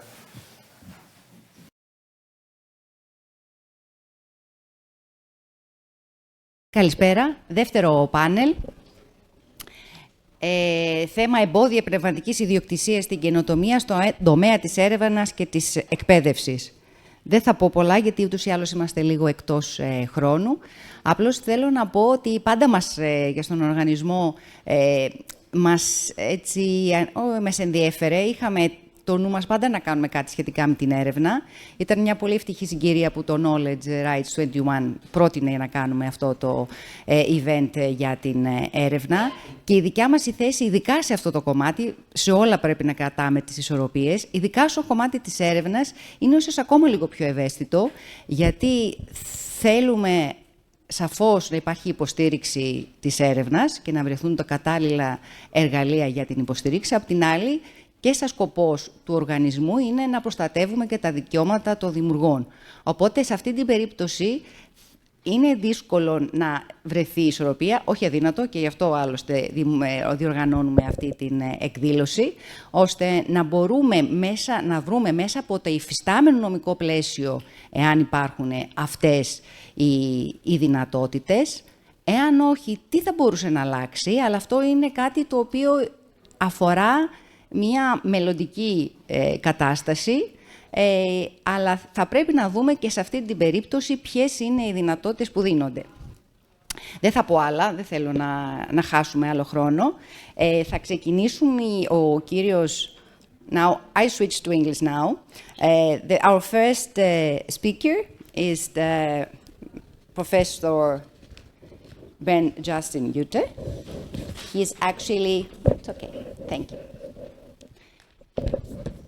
He's assistant professor in IP law in the University College of Dublin, in the Sutherland School of Law, and he's going to present us, to talk to us about copyright barriers to innovation in the field of research and education. The floor is yours.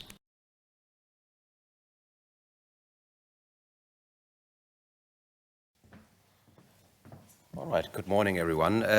First of all, thank you very much for putting together this wonderful event. I'm excited to be here back in Athens and talk about a topic that's obviously very close to all of our hearts.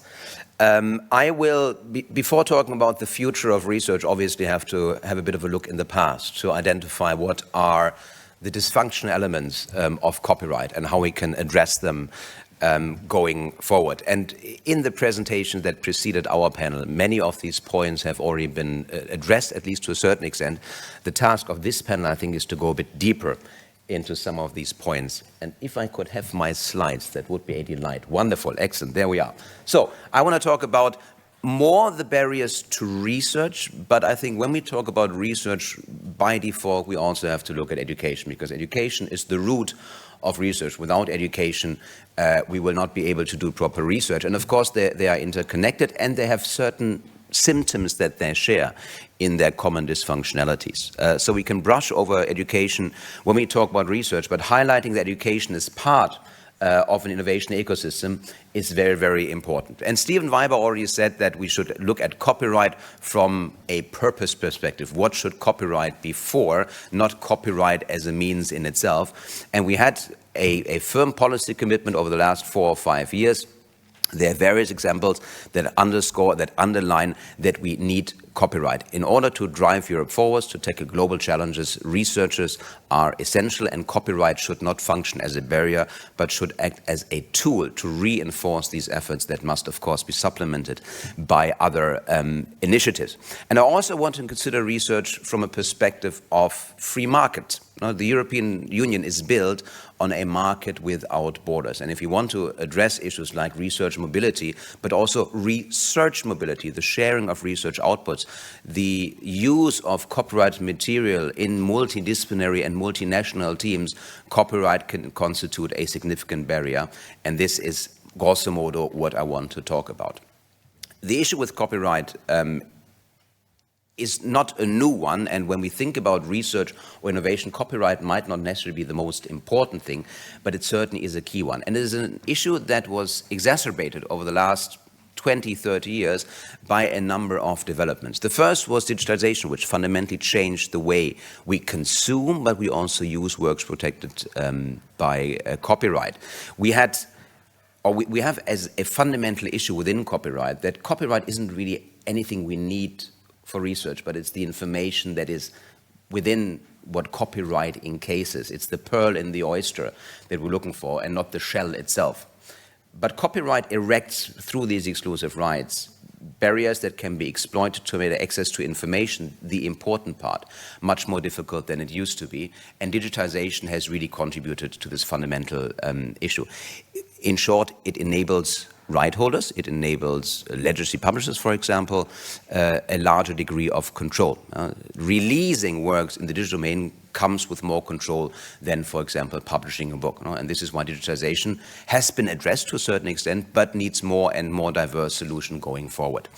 The other element is multiplication of information and access channels. It comes with increased cost, real cost, but also transaction cost that libraries, that individual researchers have to bear, simply because the material they need is distributed across a number of platforms. And this is enabled through digital means. Now, we don't go to a normal library anymore.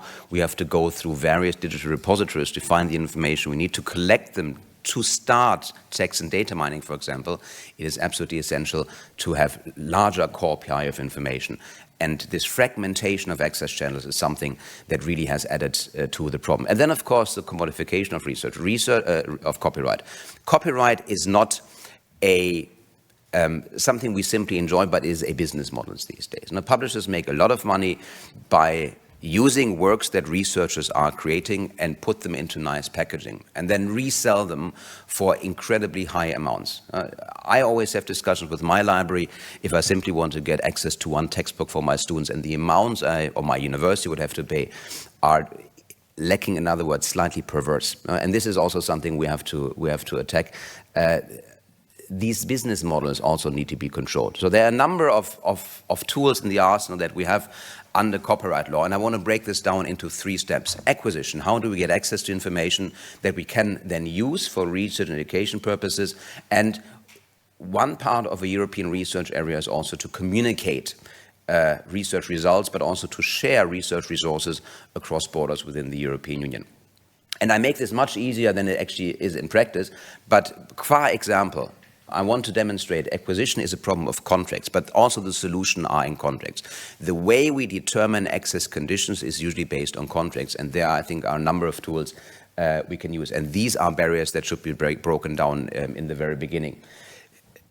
The elephant in the room for copyright lawyers is always exceptions. When we want to use protected material, we need clear and precise rules that tell researchers, that tell educators what they are allowed to do with works protected by copyright. And these have to be written in exceptions. They shouldn't be negotiated, but they should be written into clear and precise rules that are non-negotiable, because they are the purpose that we're pursuing here. No, the permitted uses, the exceptions, are those uses that are important for researchers, and they should not be at the disposition of publishers or right holders who aren't even involved in knowledge production.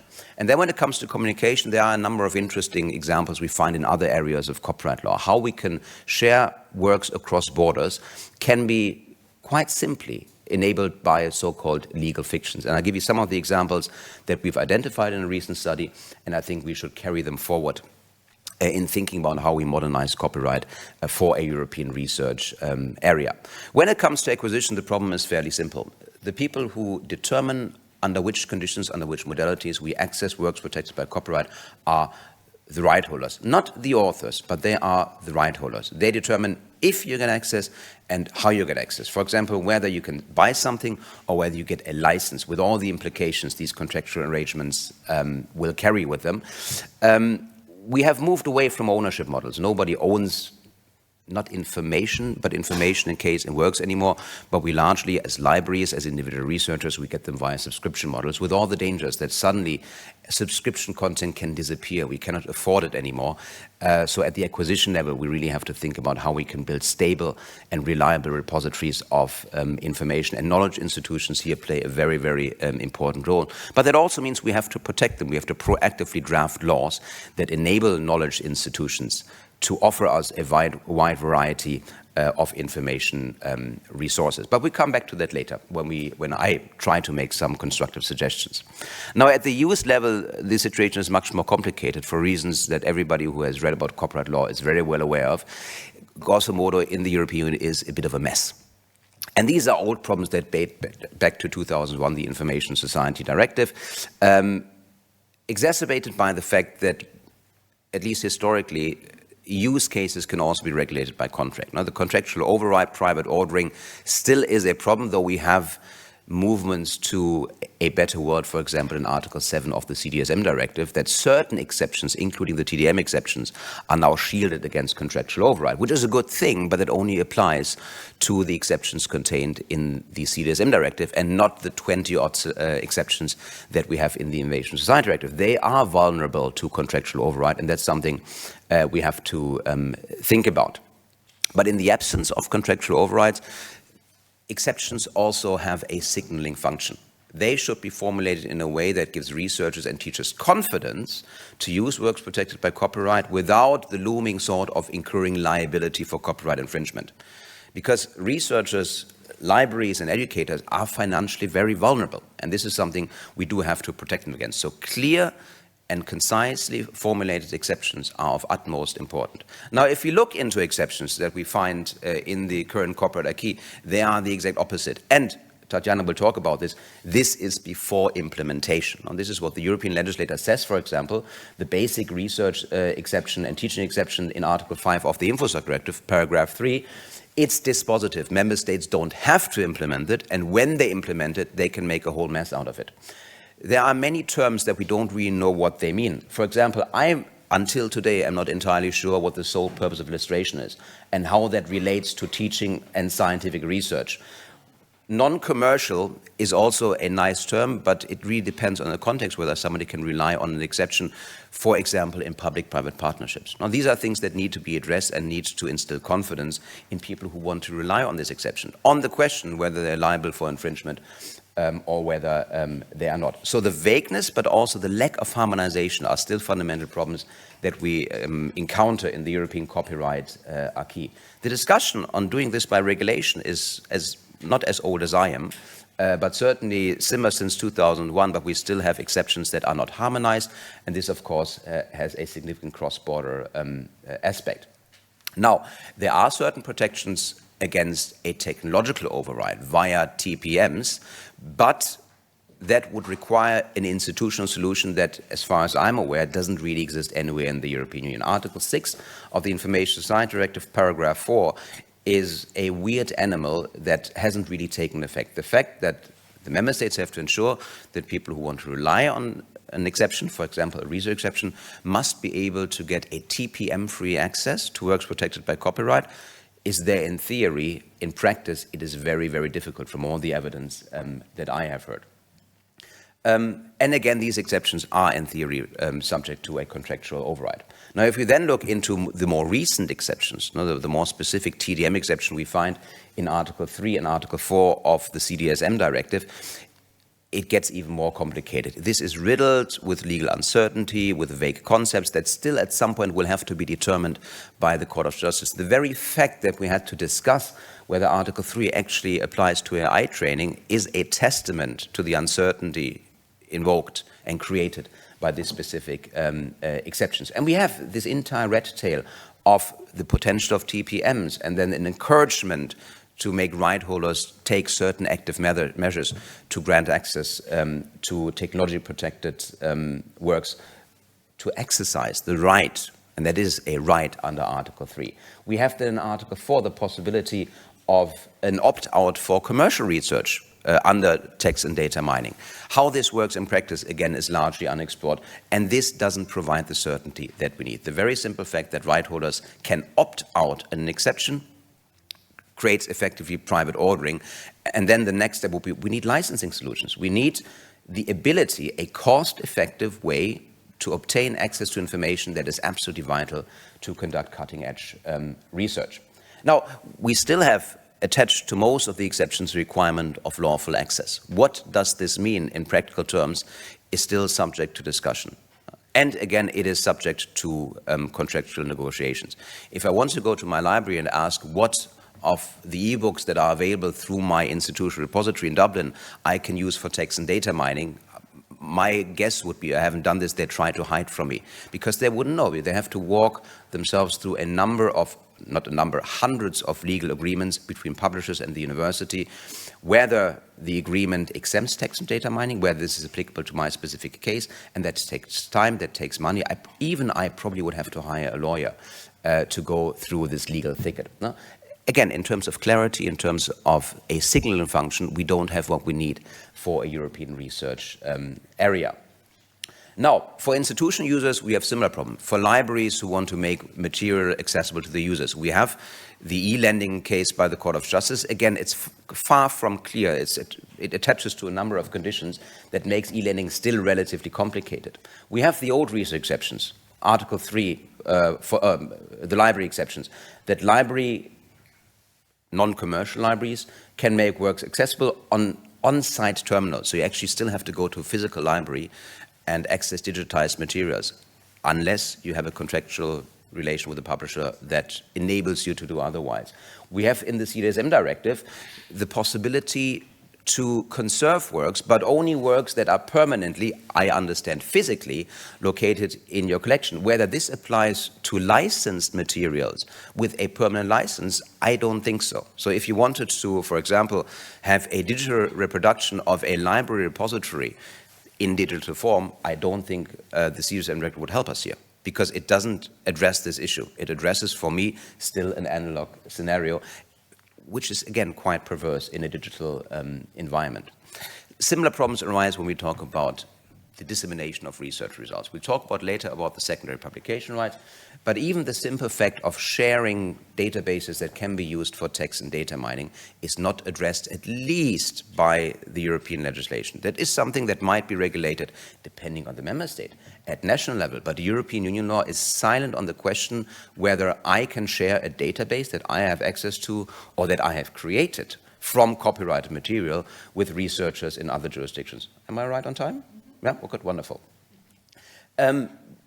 We have, of course, also in contractual arrangements, jurisdictional rules. We can, for example, write a contract that stipulates that the law that governs the way I use works protected by copyright through my Irish library is American law, and these clauses exist. No? Whether they are valid or not, I'm not entirely sure, but what does this create? Uncertainty. And this is exactly nothing that we can use in a context of research where legal advice is often very, very scarce and probably not always the best one if you ask university professors. Now, we've looked around for a larger study we've recently conducted and tried to find solutions within European law that could help address some of these issues. And indeed, there are some, just not in the areas we actually need them. We have, for example, the right to share certain types of works under the Marrakesh Directive. There is a provision that allows libraries to share works for a specific purpose, for people who have visual impairments. I'm not saying that researchers should enjoy the same benefits as people with visual impairments, but when we think about the purpose, what researchers do with works, we could think about whether sharing of works for research purposes between libraries would actually be something that we should permit as a society. We have, for a teaching exception, a country of origin approach. If I put something online on my learning platform, it is assumed that the law that applies to this act is only the law in the country in which I perform this act. We have this also back in the day in the Television Without Frontiers Directive or the AVMSD Directive, that we have a legal fictions that certain acts take place in an environment that I am at least slightly comfortable with from a legal perspective, in which I can expect that I understand the law and therefore remove some of the chilling effects that researchers, that teachers might experience when sharing material with their partners and with their students. And if we go into the case law of the Court of Justice, Advocate General Spooner, who I really, really like because he often has very creative ideas, one suggested that from a jurisdictional perspective, when determining jurisdiction for infringement, for digitized copyright infringement, rejected by the Court of Justice, I think it's still good, we could have a, similar to a personality right, a center of gravity approach. For delocalized damage, i.e. damages on the internet that would reduce the legal risk, we could have a single country that has jurisdiction for these damages. I'm not saying that this is necessarily the best solution, but it could remove some of the chilling effects that the law currently, but also the damages threat, the litigation threat, creates for researchers. Now, thinking forward, and then I'm almost done, there are a number of things that we can address, and I've phrased them as larger principles and not as concrete solutions, because some of our panelists will make these proposals today, but also in the last panel. Number one, and I think this is, for me, as an academic, the most important one. We need to ensure that the people who create, who write, who produce information retain a certain autonomy what to do with their works. And this, of course, relates to a secondary publication right. If I, as a researcher, cannot share my works with my students, with my colleagues, openly and not by email in a hidden way, that sends a message how much we value our academic output. It has become an economic resource and not an academic resource if I am not allowed to share in the way and with whom I want to share my output. Even if contracts say something else, I should still be allowed to share my works. We also need to support libraries to not only have physical access, digital access for individual readers, but also they must function as resources to collect information for further research. And that cannot be only one library, these must be network libraries where we can share the repositories under certain conditions, of course. But if we take this European research area seriously, we do have to think about how we can connect libraries and how libraries can share with each other their repositories to build the data sets that we need, that allegedly are so easy to build in the US. I'm not fully convinced. But in Europe, this is a slight nightmare. And between researchers, institution, but also individually, we need a communication right for researchers. And we have to write this into our copyright laws, that researchers or other privileged actors, these are privileged acts in a way, must be allowed to share. So a right to use must, under certain circumstances, be accompanied with the right to share with people who can rely on similar exceptions, who might not have lawful access under these very requirements, under the specific expectations. So these are starting points that I would throw out there for discussion, and I know some of our panelists today will concretize them and fill them with more detail. That's what I want to bring across. Thank you very much.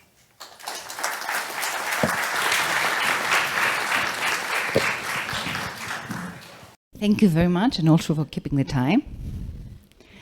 And after having heard what the barriers, copyright barriers to innovation in the field of research and education, now we will listen from Mr. Adonios Baris, that is a legal policy and technology counselor in IFRO, International Federation of Reproduction Rights Organization. He's going to give another perspective. He's going to talk very interesting subjects about AI training and research, and he will talk about barriers, but we also talk about possibilities and tools that this new act is giving to us. So the floor is yours. So good morning, everyone. First of all, I want to sincerely thank the organizers for the invitation, and a special thanks to Daphne and the whole team of OP and to Osdel. It's a real pleasure for me to be with you today, even though it's raining. I've been tasked to speak about something that is currently at the center of a global debate. It's a subject that everybody is discussing, yet I believe in this specific gathering, I may be the only one that goes directly and addressing it. And that's exactly why I think it's quite important to bring it into our conversation today. Of course, I'm speaking about AI. And yes. Before diving deeper into the details of AI training in relation to research, let me briefly introduce the organization that I represent, IFRO, the International Federation of Reproduction Rights Organizations. IFRO is the leading international framework of collective management of text and image-based works. We bring together around 160 members in nearly 90 countries, and together with reproduction rights organizations, as well as author and publisher association, collectively we represent millions of authors, visual artists, publishers of books, newspapers, magazines, journals, and sheet music. Our mission is simple, is to ensure that copyright in text and image-based works is respected and that rights holders are fairly remunerated through effective licensing solution and collective rights management. As you can see in this slide, this is a quite simple diagram of the AI life cycle. It's really simple, and it goes from input, meaning the copyrighted content, through output and the generation of outputs. There is no fine-tuning on RAG in this slide, and I will try to be minimal in my references to that. I'm going to use this mainly as a visualizer, and I will not cover the entire process today. Instead, I will focus only on one critical part, that of AI training, but the output generation is going to be a key factor considered throughout the presentation. And there is a particular reason that I chose this angle today. Since we are here at the Goethe Institute of Athens, it seems really fitting to use as my starting point a German case that has been central to the debate. And using this case as an inspiration, I will examine three exceptions in the current EU acquis that may apply to unlicensed training.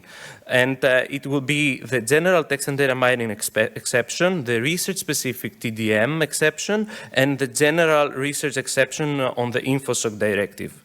My goal is to both show you their scope, but also their shortcomings, and why ultimately they cannot provide a sound legal basis for unlicensed AI training. To give you a concrete example, you can imagine an undertaking, an entity. At this case, it can be a research organization or cultural heritage organization that firstly scrapes content for purposes of TDM, secondly creates a dataset that incorporates and links to protected content hosted on third-party websites, and lastly makes such dataset publicly available online for third parties to use. This entire sequence of activities would involve restricted acts beyond the mere extraction of the use sui generis database right and the reproduction for TDM purposes, and it also may raise questions under contractual terms of the websites from which the content was originally scrapped. Of course, this factual background is borrowed from the recently decided Lion case in Germany. The Hamburg court ruled that Lion could in fact rely on the research-specific TDM exception. The funny story here is that several months ago, I was in a panel discussion in New York with the judge of the case where he publicly admitted that his reasoning is wrong. And he only interpreted the law based on the facts that received from the parties. The German court, in essence, did not consider that the TDM exception for scientific research would not cover all Lion's activities as described in the judgment itself, and notably the circumstances following the completion of the TDM activities that in fact, Lion made the resulting database that created through scrapping publicly available for everyone to use for any purpose, including AI training for commercial purposes. It must be noted that there is an appeal against the decision and it's still pending, and the actual judge of the first instance is wishing for the upper court to rectify his own wrongs. Yes. Yes, it was a public information. He said it on the panel, so of course. On a general note, I want to highlight that the right of reproduction is central to TDM processes and therefore pivotal in the input phase of AI training. While there is a big debate ongoing on whether TDM exceptions are even applicable in the context of AI training, it is worth noting that the right of reproduction is not by any means the only right engaged in TDM and AI training activities. As the table here shows, existing TDM exceptions does not extend beyond the undertaking of unrestricted acts other than those specified in the relevant provisions. For the purposes of this discussion, I will focus only in the EU, but if time allows, we can go a bit internationally as well. Right now, I want also to mention that there is a case pending before the CJEU asking inter alia whether the display in a chatbot, in ChatGPT or any other chatbot that you might use, of content that is identical to the protected content found on a publisher's website is an act, whether it is an act of reproduction and making available to the public, and insofar whether it matters to a response provided by a chatbot is a result of a process in which the chatbot merely predicts the next word on the basis of observed pattern. Yes. So, starting from the general exception, before diving deeper in the research-specific one, there are some comments that needs to be taken into consideration. The TDM processes are based on extraction and reproduction of text and data. And if this text and data used for this type of activities are including copyright works and other protected subject matters, then the right of reproduction of authors and other rights holders comes into consideration along with other exclusive rights. And I want to give some examples.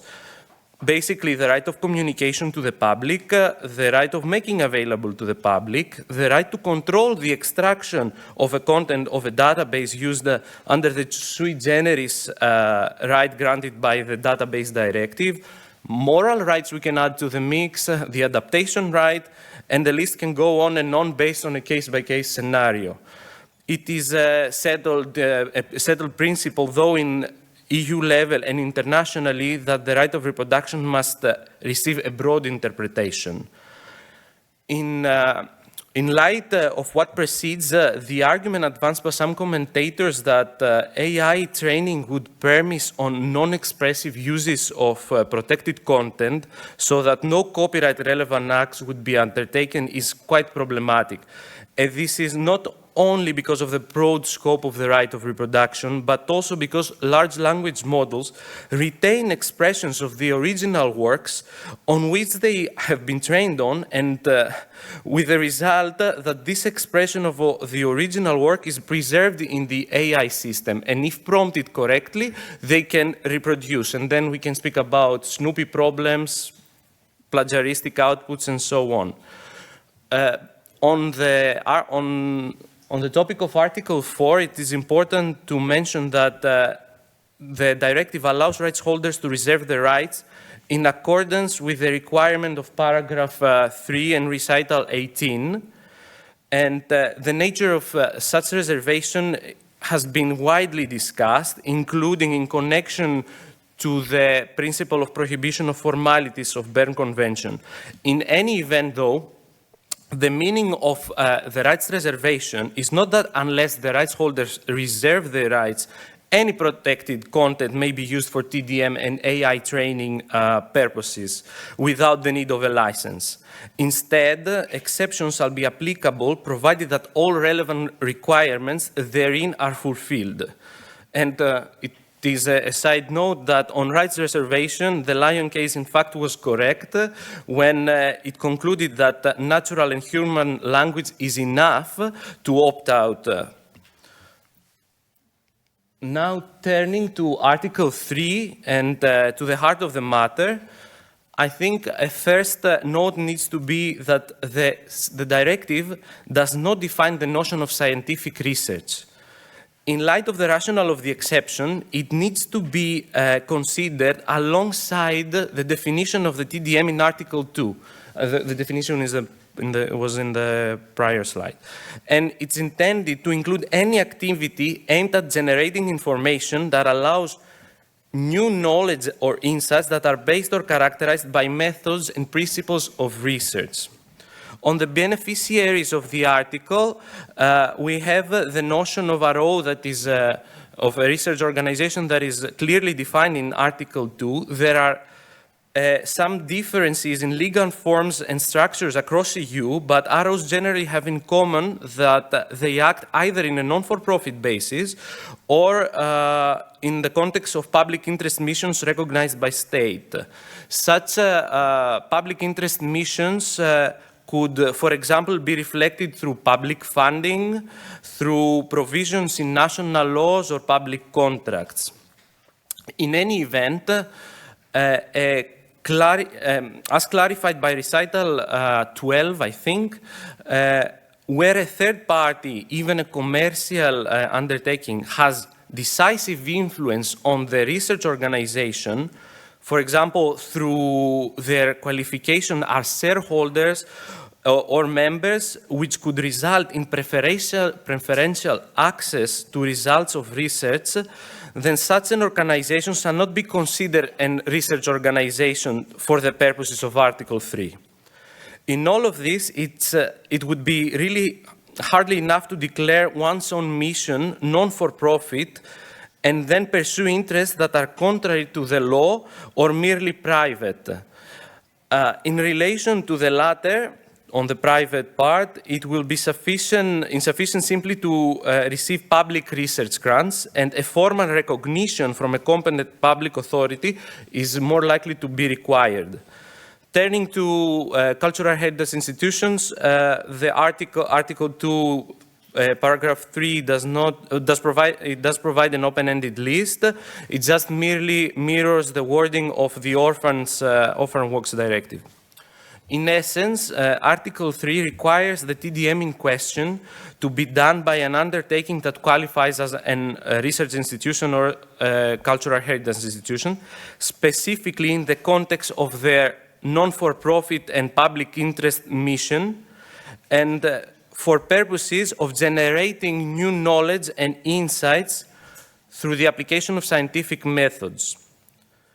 What does that mean in essence? That activities like scraping, crawling may not be regarded as tantamount to scientific research, nor may the creation of data sets subsequently used for training purposes. Neither of them itself generate new knowledge, and due to the indiscriminate not opposed to scientific character of such activities, it is questionable whether they can even be considered as being conducted in compliance with scientific research methods. Article 3 of the DSM Directive also allows the beneficiaries of the exception to remain such when their research activities are undertaken in the context of partnership with third parties, including commercial entities. However, there are several issues there, and Recital 11 does nonetheless clarify two things. Firstly, that the beneficiaries cannot rely on can rely on their partner's tool to carry out the TDM, which implies that it is the beneficiary and not the third party that will need to perform the TDM activity. And secondly, that there is a limit to the possibility of such partnerships. When an undertaking has a decisive influence on the RO, then the protections shall be unavailable. Such a decisive influence could exist due to structural situations, such through the commercial partners' own clarification are shareholders or members. These circumstances in the Hamburg case in Lyon did not consider it relevant that a commercial partner's own employees held key role within Lyon is yet another reason why the reasoning of and the outcomes of the judgment are quite problematic. So, even where an entity qualified as a research institution or cultural heritage institution, the exception would, at any event, not extend beyond the creation of a data set, provided that such activity as itself does even qualify as research. In turn, the subsequent training of an AI model using such data set would be altogether outside the application of Article 3 as well as Article 4, given that it would no longer be classified as TDM. One last comment is that Article 3 sets a prohibition of contractual override, and the availability of the exception is set at least conditional prior to the publication of the protected content at issue with the consent of the concerned rights holders or because of legal requirements. As a result, the reference in the directive to content that is freely accessible online in Recital 11 does not mean that the source of the content is irrelevant and that the exception of Article 3 could be invoked indiscriminately in relation to any protected content found in the internet. 3 minutes, okay. It doesn't work. So it's not working.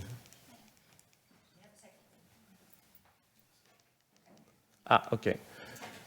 So I will skip the part of the general exception because I understand that there is a colleague here that will speak about it. I want to briefly underline the importance of the three-step test. I'm not going to read through the slide, but the bottom line is that when the existence or the emergence of a strong licensing market for such uses it will make the exception not compatible with the three-step test. And now to my conclusions, I would say that rather than relying on untested such statutory exceptions, licensing markets are already providing worldwide workable, lawful and scalable solutions for AI. In the recent years, there are a number of agreements between AI companies and individual creative stakeholders, and they have steadily increased, confirming the ongoing relevance of direct licensing. In parallel, recognizing this growing demand for lawful access and responsible access to repertoires and large collections, many collective management organizations have become developing collective licensing options tailored specifically to AI use cases. These solutions were pioneered by organizations such as the Copyright Agency in Australia. We have the Copyright Clearance Center in the US. We have the Copyright Licensing Agency in UK, VG Wort in Germany, Japan Academic Association for Copyright Clearance in Japan, and this presents a significant shift in how licensed content can be leveraged for AI training, even in the context of research. The most recent example happened 2 days ago in Denmark, where our member test and node, in fact, announced the launch of a new collective licensing specifically for educational and research purposes. Here I have the examples starting from CCC, where they started the first ever collective licensing agreement worldwide. First, it was on internal use and reuse of copyrighted content within AI systems. And of course, now they have an AI training license for AI developers that they can use lawfully acquired works. Going on, we have CLA that, again, they have an internal license and an external.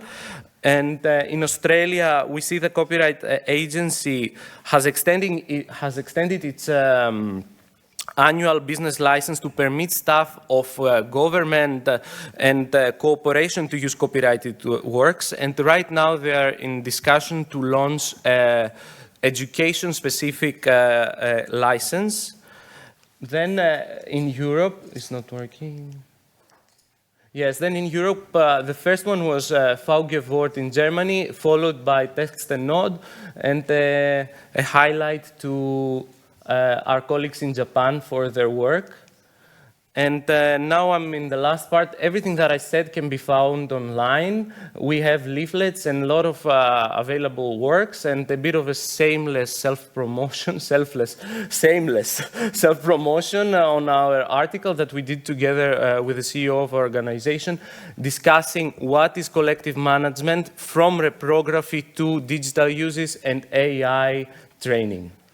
Thank you very much. Ευχαριστώ πολύ. I hope I was on time. Thank you, Antonis. It was 20 seconds, over time, so it was within the time limit. So now, after we have heard Adonis about AI training and research, I know probably you needed, 1 day in order to discuss about this subject. We will listen Tatiana Synodinou, that she is a professor and a vice rector for academic affairs at the University of Cyprus.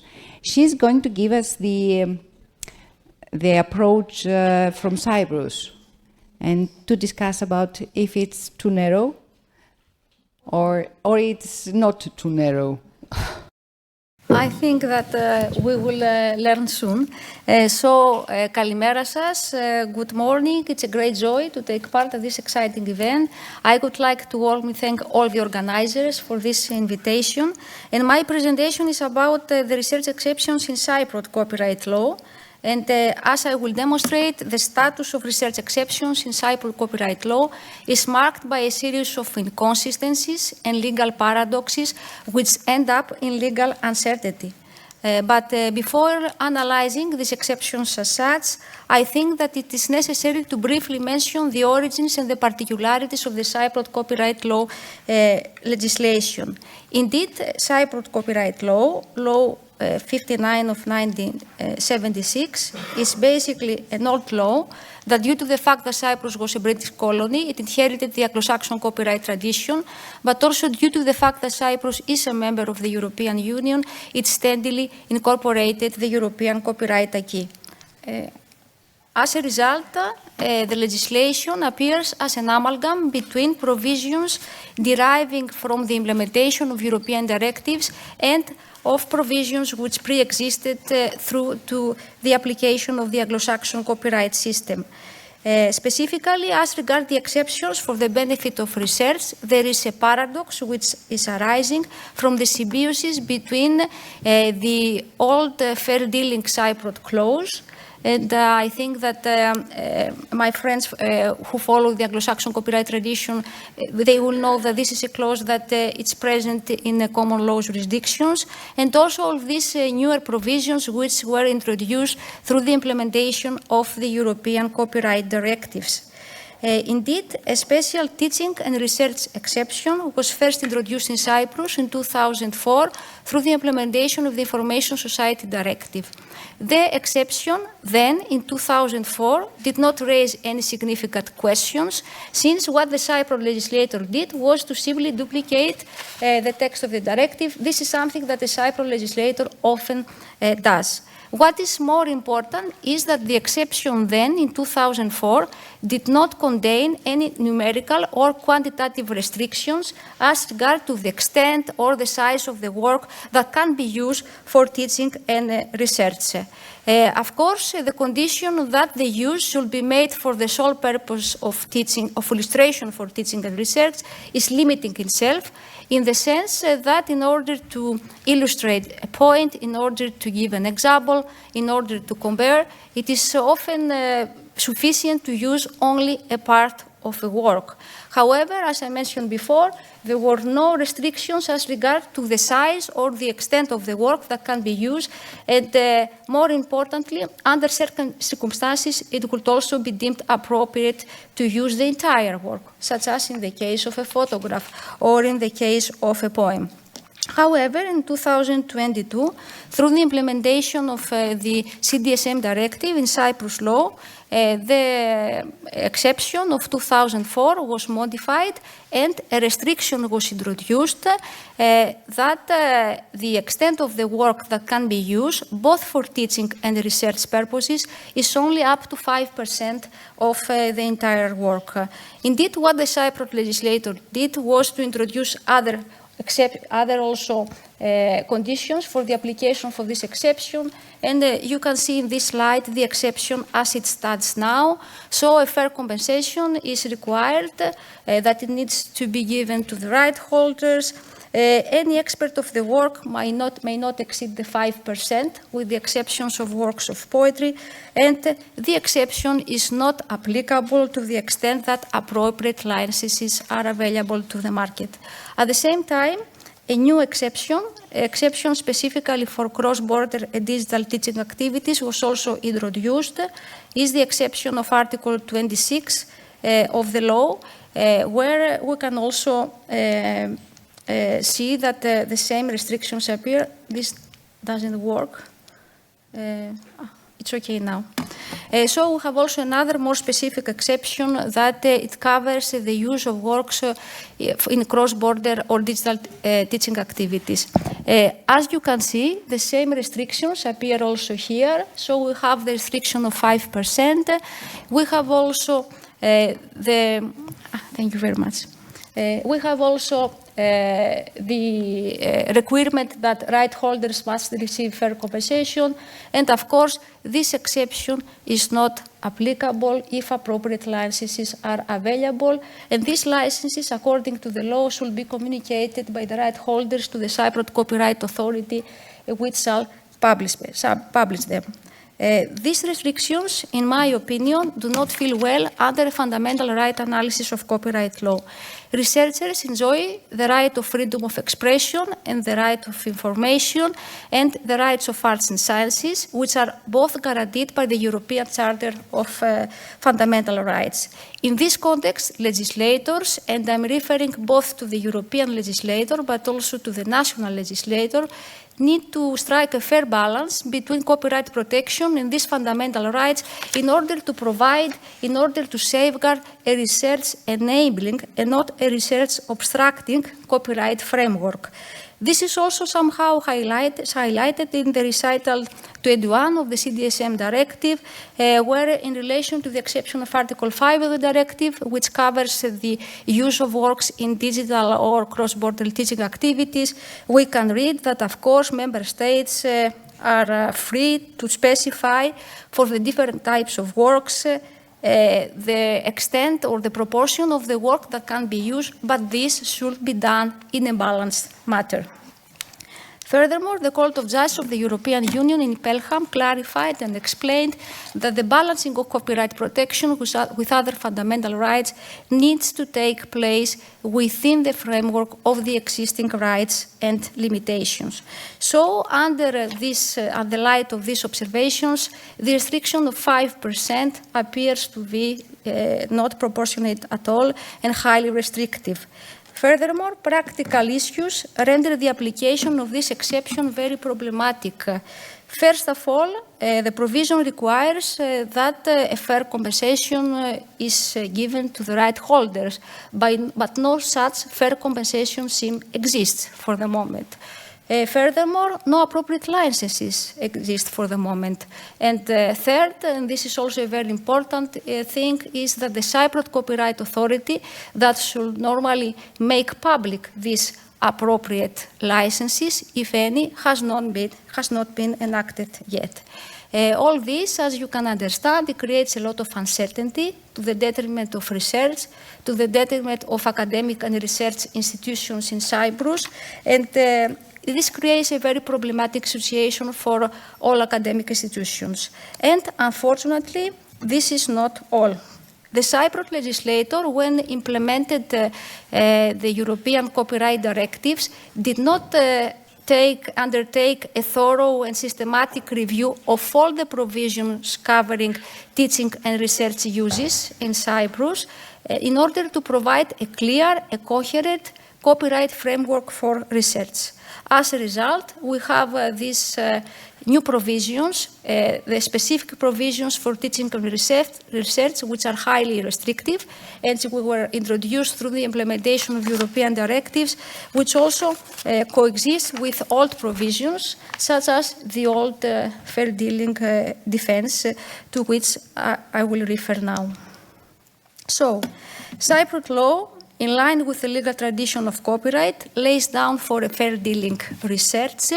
You can see in the slide what the law says. So the right of copyright does not contain the right to control any of the acts falling within the scope of the economic rights of the author, done in good faith for the purpose of research, of critical review, of personal study, private use, and the reporting of current events.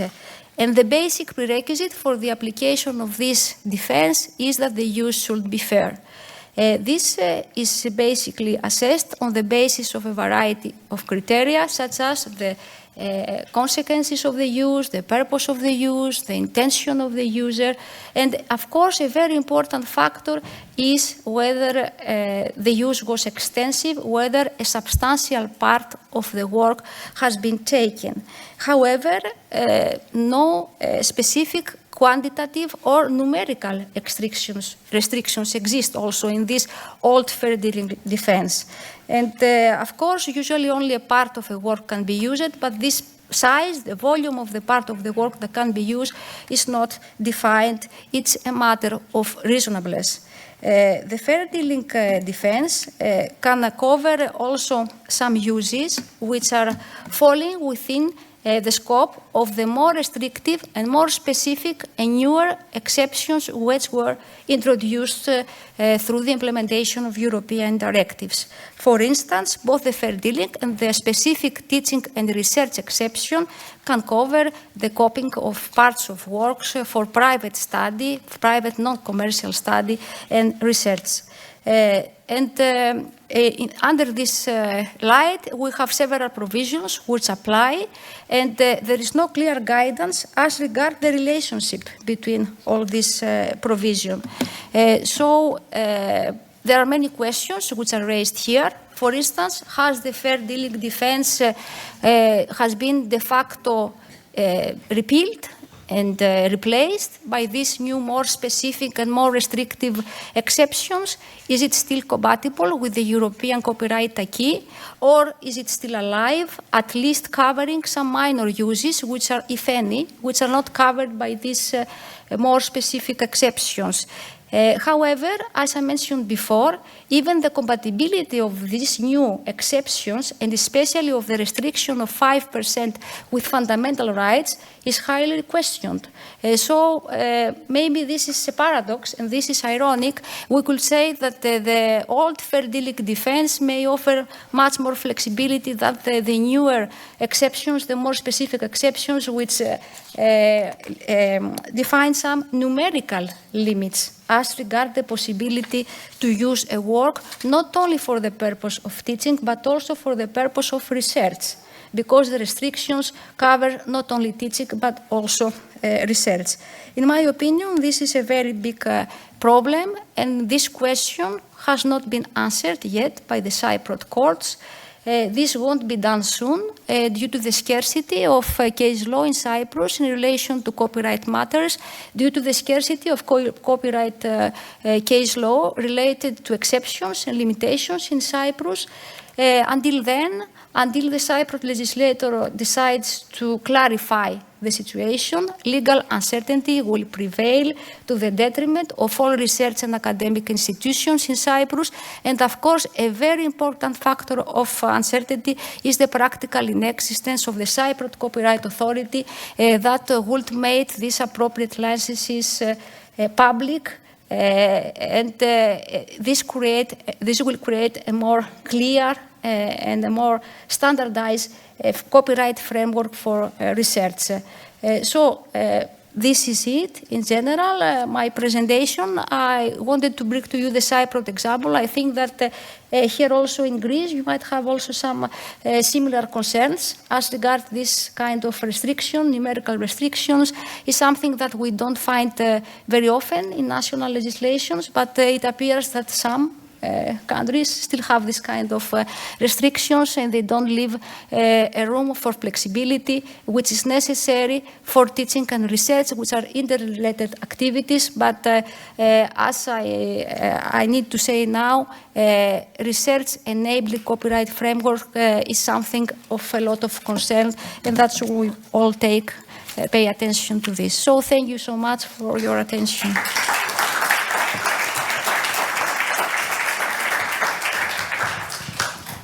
Thank you, Tatiana. Before proceeding with Anna, Mrs. Lazarova, I should mention first that in Greece, the national legislator has not implemented the exception for research.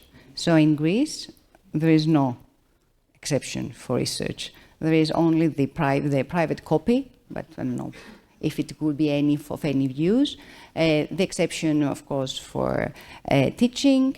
Of course, we have all the mandatory exceptions for text data mining, both Article 3 and 4, of course, and we have implemented almost verbatim according to the DSM directive, but no exception for research. So this is something just to put it, and we have all these numerical restriction, but this only applied for the teaching exception. So after this, let's say, small note for the Greek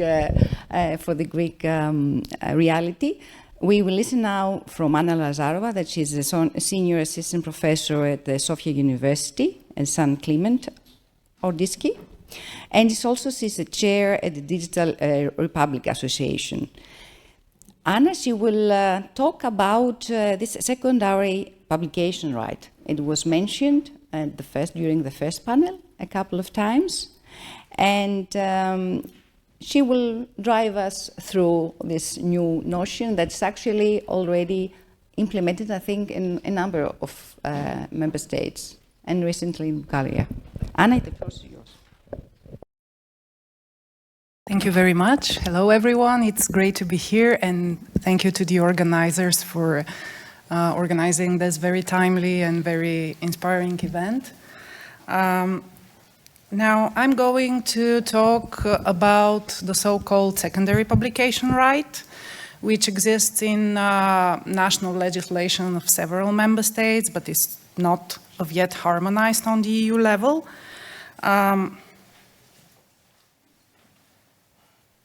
Just try to figure out how this works exactly. Okay, great. So First, I'm trying to be mindful that not all of us are lawyers, so I will try to set up the scene. Of course, I will go briefly through the initial slides because a lot of the concepts were already mentioned by the colleagues in the previous panel. Then I'm going to go into technicalities a bit. I'm going to do an overview of the national solutions concerning secondary publication right. I'm going to focus on the so-called SPR as a tool.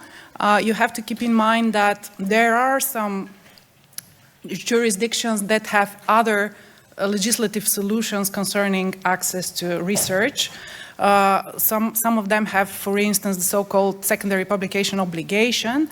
We are going to just focus on SPR today. And then I'm going to talk a bit about what happened in Bulgaria, what is our experience, what was introduced in Bulgarian law, and how is it exactly implemented at the moment. I am just going to skip the concept of the fifth freedom introduced by Enrico Letta in his report last year, because it was already mentioned. I'm going to mention that the so-called fifth freedom in the European Union is also understood as freedom of movement of knowledge. So we can also apply it to access to research in this case. Now, sorry.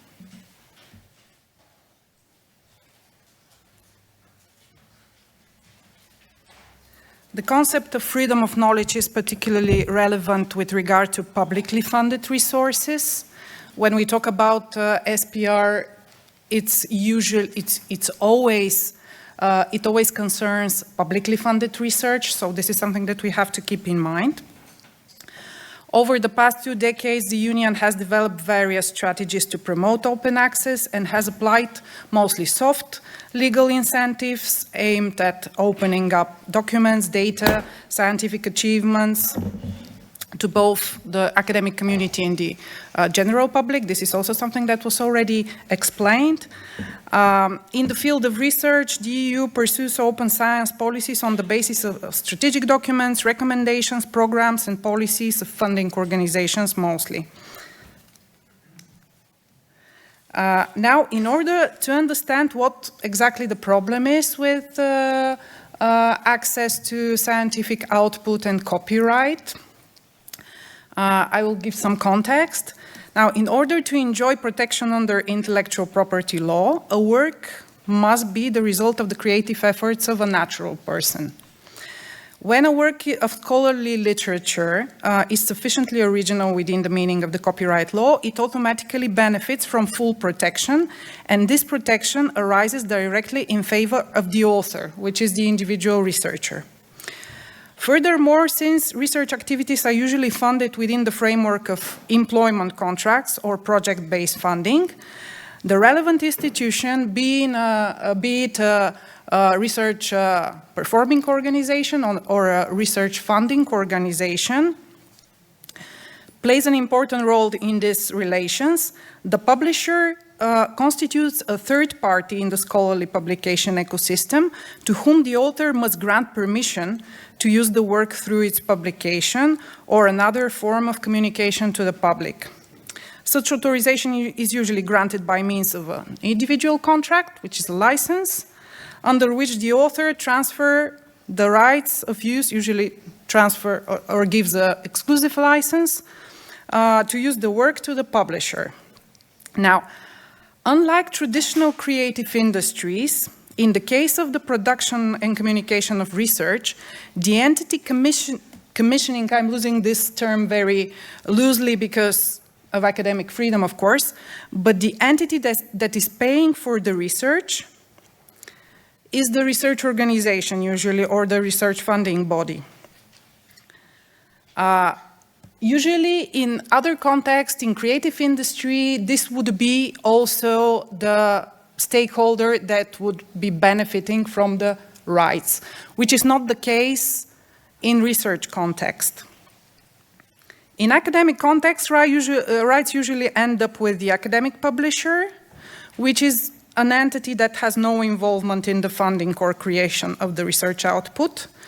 And what happens is that the protection that copyright and related rights indirectly provide to the publishing industry end up limiting the accessibility, free circulation, and reuse of research results. So the licensing practices imposed by traditional models of scientific publishing generally do not allow broad accessibility of scientific publications amongst researchers themselves and also the wider public. And as a result of these specificities, this is a report commissioned by the European Commission that was already mentioned several times today from last year. According to this report, copyright can present a barrier to access to knowledge in this situation, in this context.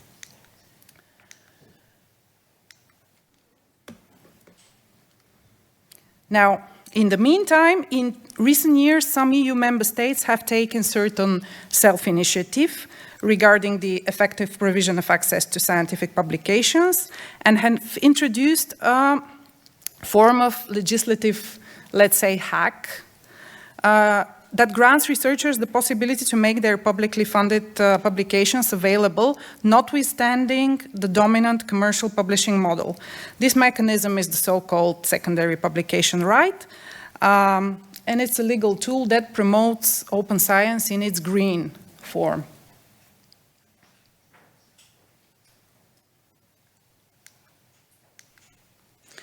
Now, Germany was the first country that introduced SPR in 2014. The instrument is regulated in paragraph 4 of Article 38 of the German Copyright Act. It grants authors of certain scientific contributions the right to make them publicly accessible in the accepted manuscript version of the publication 12 months after the first publication, provided that this is done for non-commercial purposes. The contribution must have been created in the context of research activity, at least half of which was publicly funded, and must have appeared in a collection published at least twice a year. And the provision explicitly applies even if the author has granted the publisher or editor an exclusive right of use. Then, chronologically, the next country to adopt SPR is Austria.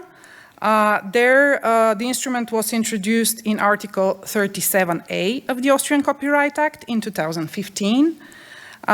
Similar to the German regulation, it gives the author of a scientific contribution the right to make it publicly accessible in the accepted manuscript version, even if they have granted the publisher or editor the right to use the publication. The contribution must be produced in the author's capacity of a member of an academic staff of a research institution, at least half of whose funding comes from public sources, and published in a collection issued at least twice a year. The contribution may be republished 12 months after the first publication, provided that this is done for non-commercial purposes.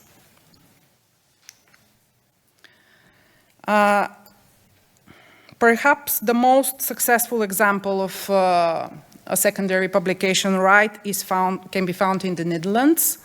The so-called Tavern Amendment was adopted in the Dutch Copyright Act also in 2015. Although it was inspired by the German provision, it introduced a simpler legal regime and a broader right for the authors. According to Article 25FA, the creator of a short scientific work whose research has been wholly or partially funded with Dutch public funds has the right to make that work available to the public free of charge after a reasonable period during following its first publication, provided that the source of the first publication is clearly indicated. As you can see, it's a much simpler provision than the ones in Germany and Austria. The next country to introduce SPR into its national legislation is France in 2016. The French regulation is one of the rare cases where the regime is provided not in the copyright legislation, but in the science legislation, in the Code of Research.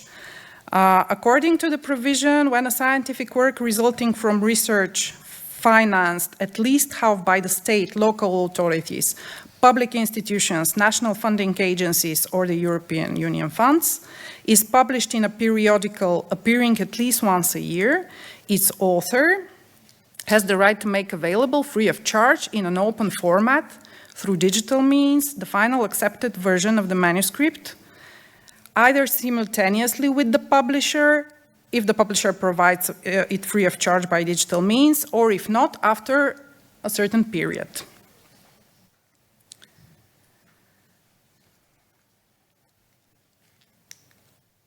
Next, we have SPR in Belgium. It was introduced in 2018. It should be noted that in Belgium, intellectual property law in general and copyright in particular is contained in the Belgian Code of Economic Law. So according to this article that I am not able to pronounce right now, the author of a scientific article resulting from research funded at least half with public resources, retains the right to make the manuscript available to the public under open access after 12 months for the humanities and social sciences and 6 months for other sciences, starting from the first publication in a periodical, provided that the source of the first publication is indicated. Now, the provision also allows the publishing contract to stipulate a shorter embargo period for the republication. Next, we have SPR introduced in Bulgaria in 2023. Actually, this mechanism was introduced together with the amendment of the Copyright and Related Rights Act, in December 2023, together with the implementation of the Copyright in the Digital Single Market Directive. And according to this amendment, the author of a work of scholarly literature created in the course of research financed wholly or partially with public funds retains the right to make this work or parts thereof publicly available in not-for-profit educational or scientific repositories after its acceptance for publication by a publisher, provided that the publisher is acknowledged. And any contractual provisions restricting or excluding this right would be null and void. Now there is one more. This is a very recent development in Slovenia from this year. By that time, Slovenia already had a very elaborate regime for open access to scientific research. They had a secondary publication obligation within this regime, and now they actually developed it further, introducing also SPR. It's in an additional paragraph to the existing Article 41 of their Research Act as well, which originally regulated secondary publication obligation. And now, according to the new regime, a research provider or researcher who does not individually manage the rights to results of publicly funded research may publish or make publicly available the results of research activity in an open access repository as soon as the research results are accepted for publication with due indication of the researcher and the source of the first publication. And also, contractual clauses contradicting these provisions are also null and void. So from this overview of existing legislative solutions on the national level, several conclusions may be drawn. First, It has relatively broad coverage within the European scholarly publishing market.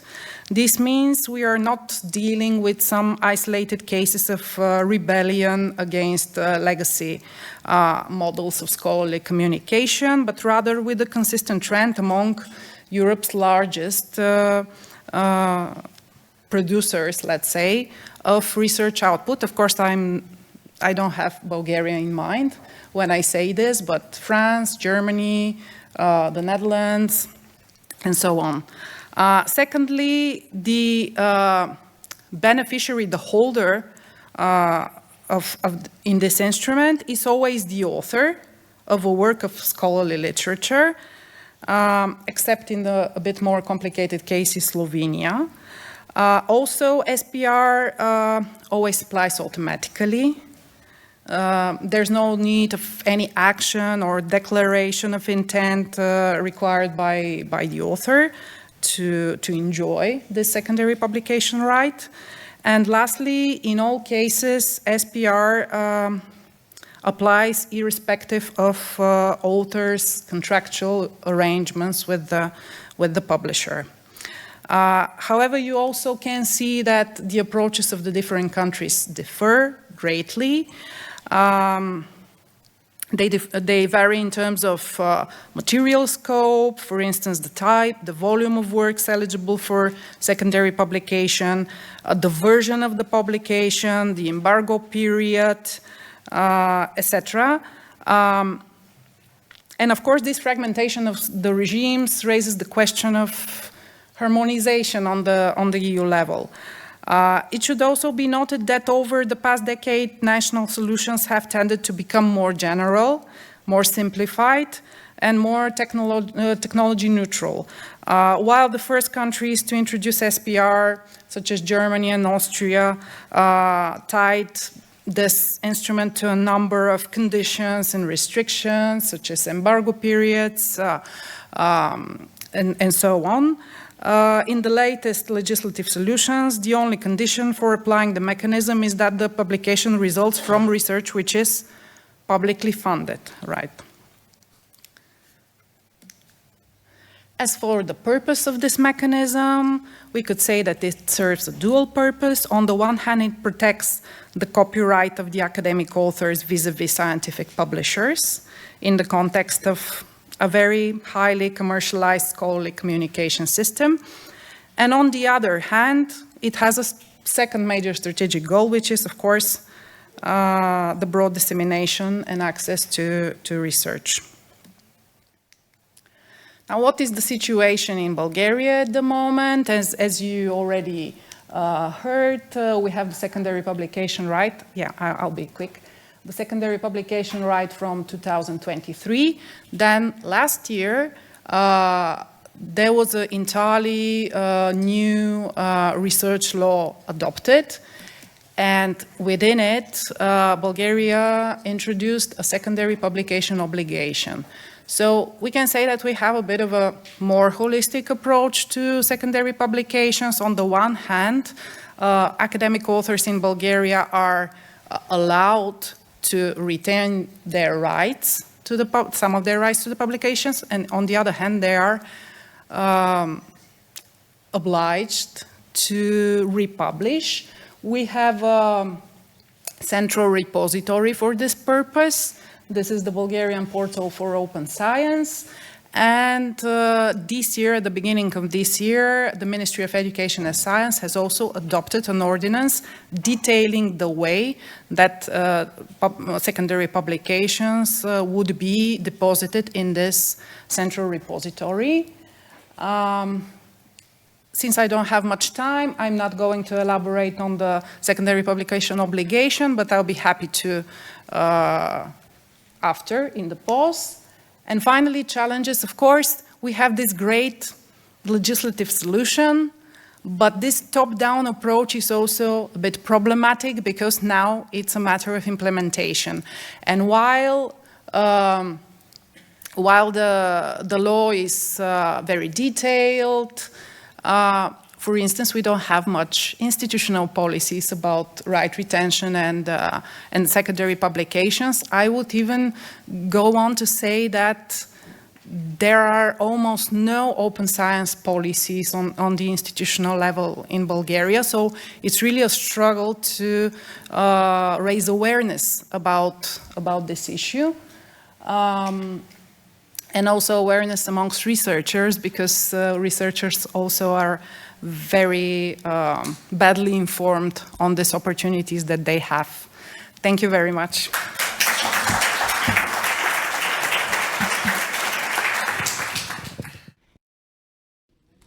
We are to the third session, Research and IP Intersection, Copyright Data and Industrial Property Rights. I am Catherine Margelou. I am from the Hellenic Industrial Property Organization, Deputy Director General. And please, I switch now in Greek language because they told me that this session is in Greek language. Okay. Ο Οργανισμός Βιομηχανικής Ιδιοκτησίας είναι νομικό πρόσωπο ιδιωτικού δικαίου. Έχει μπει σε λειτουργία από το 1987, είναι αυτοχρηματοδοτούμενος τεχνολογικός φορέας και έχει οριστεί το 2019 ως τεχνολογικός φορέας και γι' αυτό για μας ήταν πολύ σημαντικό και εποπτεύεται από το Υπουργείο Ανάπτυξης και Επενδύσεων. Σκοπός μας είναι η τεχνολογική και η βιομηχανική ανάπτυξη της χώρας. Αντίστοιχοι οργανισμοί με εμάς υπάρχουν σε όλα υποχρεωτικά, σε όλα τα κράτη της γης και φυσικά στην Ευρωπαϊκή Ένωση. Ποιες είναι οι αρμοδιότητές μας? Οι αρμοδιότητές μας είναι να χορηγούμε τίτλους βιομηχανικής ιδιοκτησίας, να τους πούμε έναν, είναι διπλώματα ευρεσιτεχνίας, πιστοποιητικά υποδείγματος χρησιμότητας, είναι πιστοποιητικά για βιομηχανικά σχέδια, είναι εμπορικά σήματα και πιστοποιητικά για ευρωπαϊκά διπλώματα. Αυτή είναι η μία αρμοδιότητά μας. Η άλλη μας αρμοδιότητα είναι να παρέχουμε τεχνολογικές πληροφορίες. Από πού παρέχουμε τεχνολογικές πληροφορίες και εκείνη η πιο μεγάλη μας δύναμη? Είμαστε μέλος του Ευρωπαϊκού Οργανισμού Διπλωμάτων Ευρεσιτεχνίας, όπου υπάρχουν περίπου 32 εκατομμύρια πληροφορίες όσον αφορά κατοχυρωμένες ή μη τεχνολογίες και σε αυτό το πλαίσιο έχουμε δυνατότητα αναζήτησης και σύμφωνα με μια International Patent Classification έχουμε δυνατότητα να βρίσκουμε την κατάλληλη πληροφορία για να απαντάμε στο συγκεκριμένο αίτημα για δίπλωμα ευρεσιτεχνίας. Άλλη αρμοδιότητά μας είναι, η οποία άρχισε να λειτουργεί από το 2019, είναι η Ακαδημία Βιομηχανικής Ιδιοκτησίας και είμαστε πολύ περήφανοι γι' αυτό, γιατί εκπαιδεύει και επιστοποιεί συμβούλους διπλωμάτων ευρεσιτεχνίας. Πρόσφατα έχουμε εγκρίνει γύρω στους 10 καινούριους πιστοποιημένους συμβούλους διπλωμάτων ευρεσιτεχνίας. Σχηματικά βλέπετε εδώ τις αρμοδιότητές μας. Ο Οργανισμός Βιομηχανικής Ιδιοκτησίας έχει μία πρωτοπορία. Σχεδόν όλες του οι διαδικασίες είναι πιστοποιημένες με ISO. Δηλαδή όλα τα βήματα της εσωτερικής του διαδικασίας πιστοποιούνται και γνωρίζει ανα πάσα στιγμή και ο εξωτερικός χρήστης και ο εσωτερικός τι θα γίνει για την αίτηση που καταθέτει. Το σύστημα διαχείρισής μας, όπως βλέπετε εδώ, έχει πιστοποιηθεί, αλλά και συνέχεια τσεκάρεται και ελέγχεται από εξωτερικούς ελεγκτές. Θα πρέπει να σας πω ότι ο ΒΙ έχει πιστοποιήσει μέχρι σήμερα 35 εσωτερικές διεργασίες, πράγμα το οποίο είναι πολύ σημαντικό και στα πλαίσια της Ευρωπαϊκής Ένωσης υπήρξαμε ο πρώτος οργανισμός που πιστοποιηθήκαμε με ISO. Παρ' όλα αυτά δεν σταματήσαμε μόνο στα ISO που έχουν να κάνουν με διπλώματα ευρεσιτεχνίας και βιομηχανική ιδιοκτησία. Ο οργανισμός έχει μεγάλη ευαισθησία και στο περιβάλλον και στα θέματα υγείας και έχουμε, όπως βλέπετε εδώ, πιστοποιηθεί με διάφορα ISO πιστοποιητικά που αφορούν όλες τις διεργασίες που γίνονται μέσα στον οργανισμό. Αυτή είναι μία παρουσία πίτα, όπως λέμε εμείς στα στατιστικά, ποια είναι η κατανομή των διπλωμάτων ευρεσιτεχνίας και των εσόδων που έχουμε στην ουσία από τις δραστηριότητές μας. Εδώ θα δείτε ότι υπάρχει μια μεγάλη αύξηση των ελληνικών patent application, 1083. Φυσικά έχουμε πολύ σημαντική income, πολύ σημαντικά ευρωπαϊκά που έρχονται για validation στην Ελλάδα, 3.000 και Και όπως βλέπετε μετά κάτω, βλέπετε διάφορες άλλες δραστηριότητες μας, όπως το PCT application, το SPC κτλ. Εδώ πάλι για τα patent application βλέπετε διαχρονικά την τελευταία δεκαετία, τα 2 δε τελευταία χρόνια να εκτοξεύονται πραγματικά οι καταθέσεις μας για διπλώματα ευρεσιτεχνίας, πράγμα το οποίο μας χαροποιεί γιατί είναι αποτέλεσμα της πολύ σημαντικής δουλειάς μας. Πολύ γρήγορα θα πω ότι δίνουμε μεγάλη σημασία στο Ταμείο Ανάκαμψης και στο Ταμείο για τις Μικρομεσαίες Επιχειρήσεις και θεωρούμε ότι υπάρχει πραγματική διασύνδεση με τη βιομηχανική ιδιοκτησία. Έχουμε ταξινομήσει και πιστοποιήσει τα προβλήματα που έχει η βιομηχανική ιδιοκτησία, όπως έλλειψη γνώσεων, αρνητική αντίληψη για το τι είναι βιομηχανική ιδιοκτησία, έλλειψη στρατηγικής, ανεκμετάλλευτη ουσιαστικά οικονομικά δυναμικά, δεν υπάρχει καλή εκμετάλλευση για τη βιομηχανική ιδιοκτησία και δυσκολία να επιβληθούν τα δικαιώματα βιομηχανικής ιδιοκτησίας στα δικαστήρια. Αυτές είναι 5 σημεία που έχουμε πιστοποιήσει ότι θα πρέπει ο οργανισμός μας να έχει δράσεις για να μπορεί να καλύψει στην ελληνική κοινότητα τα συγκεκριμένα θέματα. Ενέργειες βιομηχανικής ιδιοκτησίας πάντοτε για θέματα οικονομικά υπάρχει πάντοτε δυνατότητα χρηματοδότησης και μέσα από κεφάλαια της Ευρωπαϊκής Ένωσης με τα λεγόμενα voucher, αλλά και μέσω βελτιωμένων πληροφοριών που έρχεται από την Ευρωπαϊκή Επιτροπή.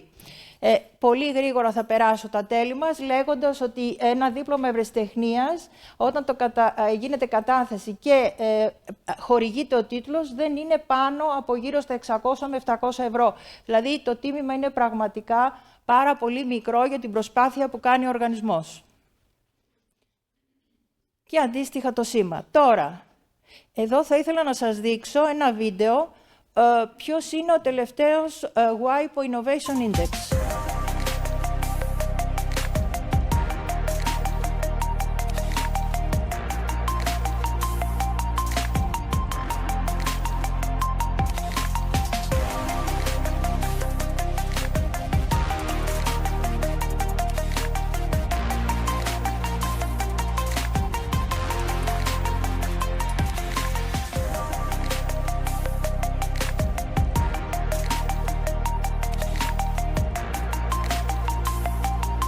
Συνολική παγκόσμια λίστα.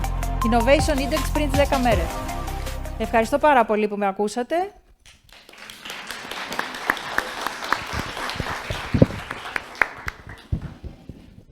Και τώρα θα ήθελα να περάσω στην παρουσίαση των ομιλητών μας και στον αγαπητό και εξαίρετο καθηγητή μας, τον Κωνσταντίνο Χριστοδούλου, καθηγητή και κοσμήτωρα της Νομικής Σχολής Πανεπιστημίου Αθηνών. Παρακαλώ, έχετε το λόγο.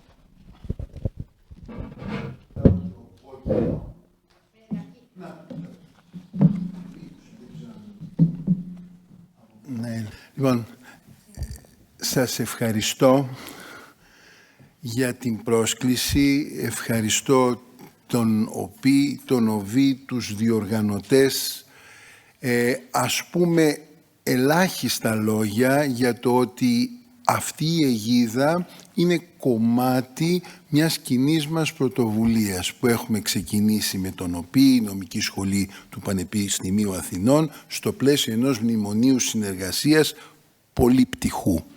Περιλαμβάνει συμμετοχή σε συνέδρια, διοργανώσεις, αιγίδες συνεδρίων, περιλαμβάνει κοινούς συλλογικούς τόμους, διαλέξεις, αλλά και άσκηση των μεταπτυχιακών μας φοιτητών, πρακτική στον ΟΠΗ. Έχει φιλοδοξίες και ελπίζουμε να τις ικανοποιήσουμε και ίσως και να τις υπερβούμε, κύριε Πρόεδρε και κυρία Αναπληρώτρια Διευθύντρια. Ευχαριστώ πάρα πολύ. Τώρα, περνάω ευθύς αμέσως στο θέμα μου, ζητώντας σας και την κατανόηση, διότι δυστυχώς τα καθήκοντα είναι ανελαίητα και με περιμένει μάθημα κληρονομικού δικαίου, το οποίο δεν θα σας ενδιέφερε προφανώς. Πώς, ναι. Δεν περνάμε στις διαθήκες, είμαστε ακόμη στον ίδιο το θάνατο. Θα μιλήσουμε μόνο για το θάνατο. Δεν ξεκινάει το κληρονομικό χωρίς το θάνατο. Λοιπόν, εν πάση περιπτώσει, αν θέλετε θα προχωρήσουμε και στην κουρά, που είναι ισοδύναμο γεγονός. Λοιπόν, ωραία. Μετά από αυτά θα ήθελα να ξεκινήσω τη συζήτηση από εκεί που την άφησε η παρέμβαση του κυρίου Ζάνου. Δηλαδή, αναφορικά με το αν είναι φόβητρο ή όχι η πνευματική ιδιοκτησία για την έρευνα. Εάν λοιπόν, κύριε Ζάνο, είναι φόβητρο, σκεφτείτε πόσο περισσότερο θα είναι ή θα έπρεπε να θεωρούνται τα τεχνικά μέτρα ασφαλείας, τα λεγόμενα TPMs, έτσι, Technical Protection Measures. Και γιατί αυτό? Όπως θα δούμε, πιστεύω δεν ήταν εξίσου πρόθυμον. Όχι, πήγε να πάω πίσω. Εδώ, όχι. Εδώ, μάλιστα. Όπως θα δούμε και λέγεται πράγματι, τα τεχνικά μέτρα ασφαλείας σχηματίζουν ένα μεταεπίπεδο προστασίας. Τι σημαίνει αυτό? Απολαμβάνουν χωριστής προστασίας, με την έννοια ότι η προσβολή τους δεν συνεπάγεται τις συνέπειες του 65, δηλαδή δεν συνεπάγεται διπλή ποινική αποζημίωση, ωστόσο προστατεύεται αυτοτελώς. Τι μπορεί άραγε να σημαίνει αυτό? Σημαίνει πρώτα απ' όλα, όπως βλέπετε, ότι στην πραγματικότητα προστατεύεται η πνευματική ιδιοκτησία έναντι του κινδύνου. Δηλαδή μπορεί ο υποψήφιος hacker να σπάσει ή να αποπειραθεί να σπάσει. Διότι σας θυμίζω ότι απαγορεύεται και η εμπορία μέσων προσβολής των μέτρων ασφαλείας. Μπορεί λοιπόν να αποπειραθεί να σπάσει τα μέτρα προστασίας ή και να τα σπάσει χωρίς όμως να φτάσει επιτυχώς στο στόχο του, δηλαδή χωρίς να παραβιάσει την πνευματική ιδιοκτησία. Άλλωστε, αν την παραβίαζε, θα είχε ο δικαιούχος φυσικά την προστασία του 65. Δεν θα είχε ανάγκη των τεχνικών μέτρων ασφαλείας. Εδώ λοιπόν, κατά αυτής της διακινδυνεύσεως και μόνον, χωρίς, επαναλαμβάνω, προσβολή του δικαιώματος, προβλέπεται και αστική και ποινική προστασία.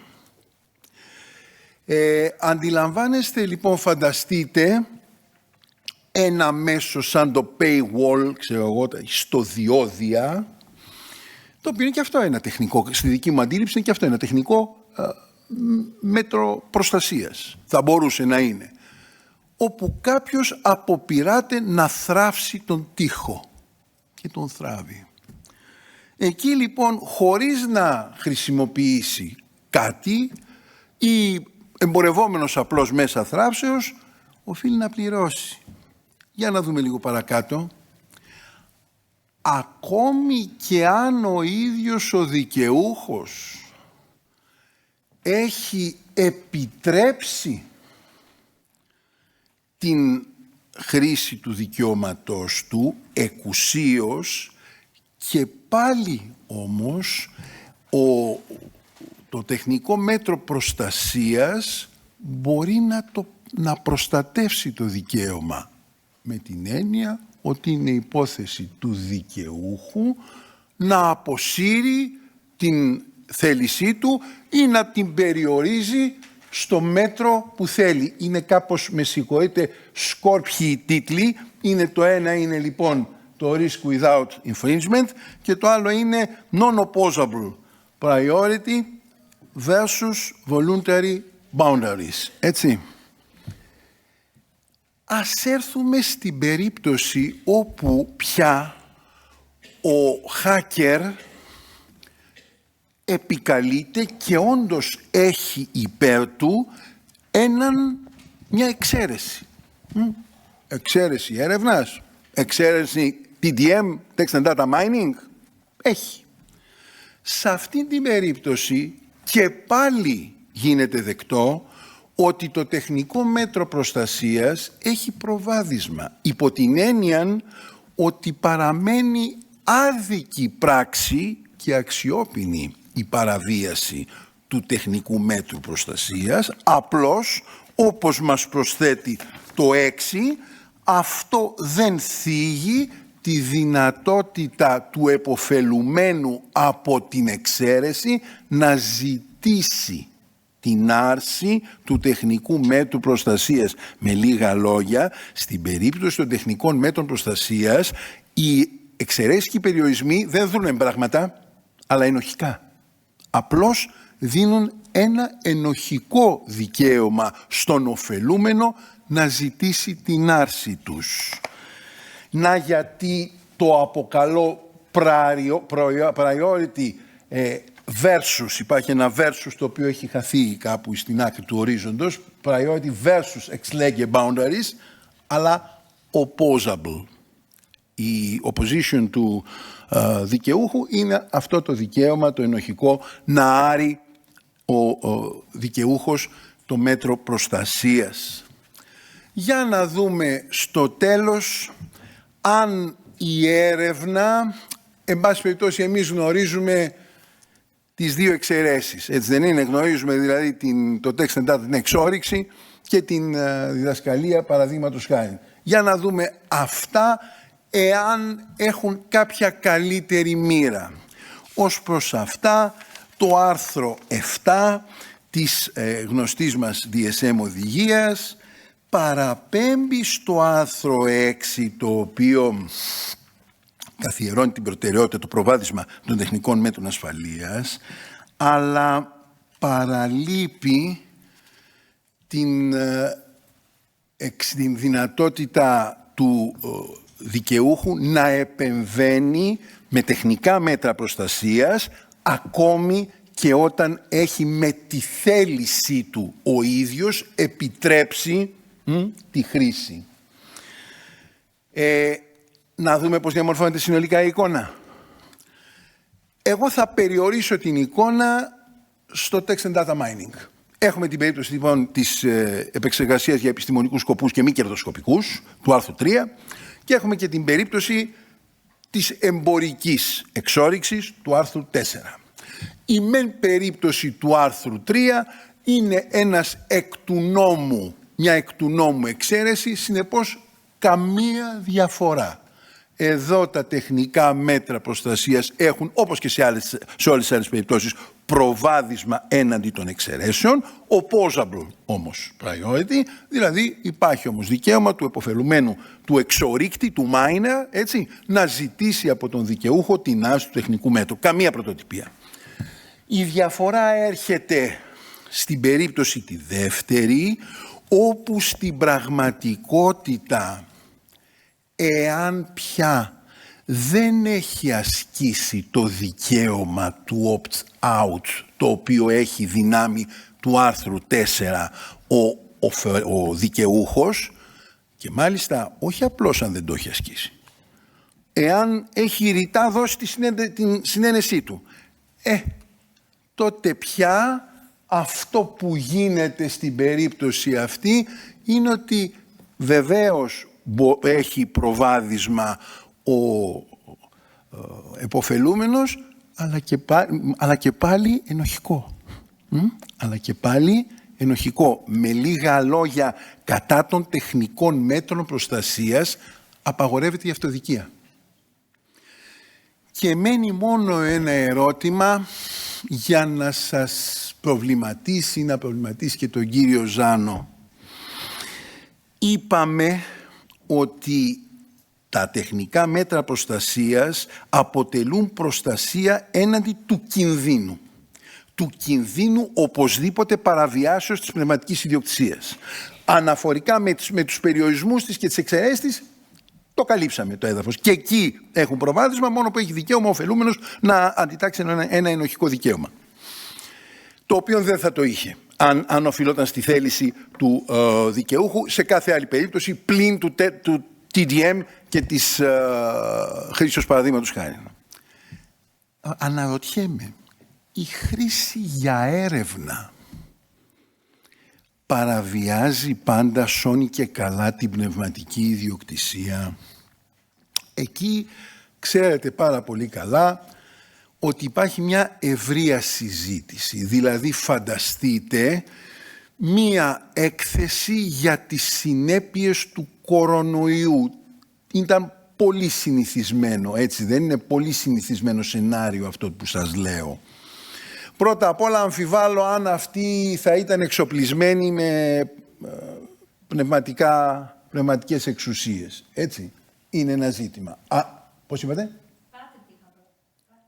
Patent. Εδώ όμως, μια χαρά. Εδώ εγώ μιλάω για μια έκθεση απλώς που αμφιβάλλω αν ήταν και αυτή με δικαίωμα ευρεσιτεχνίας. Εδώ όμως, και ευχαριστώ για την παρέμβαση της Προέδρου μας, εδώ όμως το πρόβλημα είναι ότι υπάρχει text and data mining.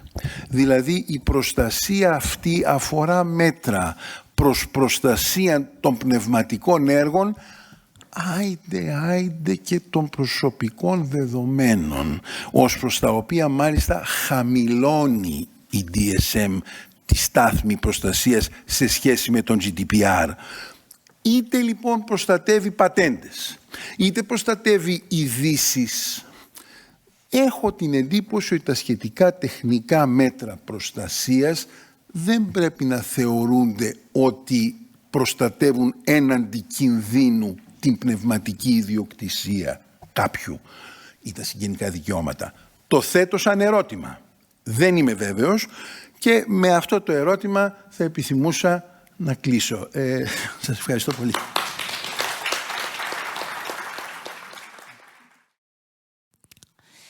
Λοιπόν, σε αυτή την παρουσίαση θα δούμε λίγο τη σημασία των δεδομένων και των έξυπνων ερευνητικών περιβάλλοντων. Αυτό είναι μια ορολογία που εγώ αποφάσισα να εντάξω, δεν είναι τόσο συχνή στην βιβλιογραφία.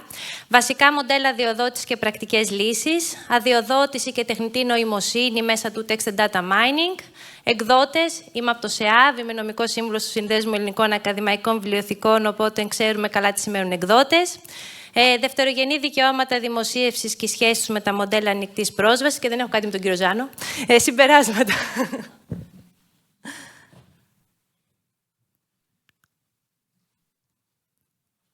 Όχι πίσω, εδώ είμαστε. Ωραία.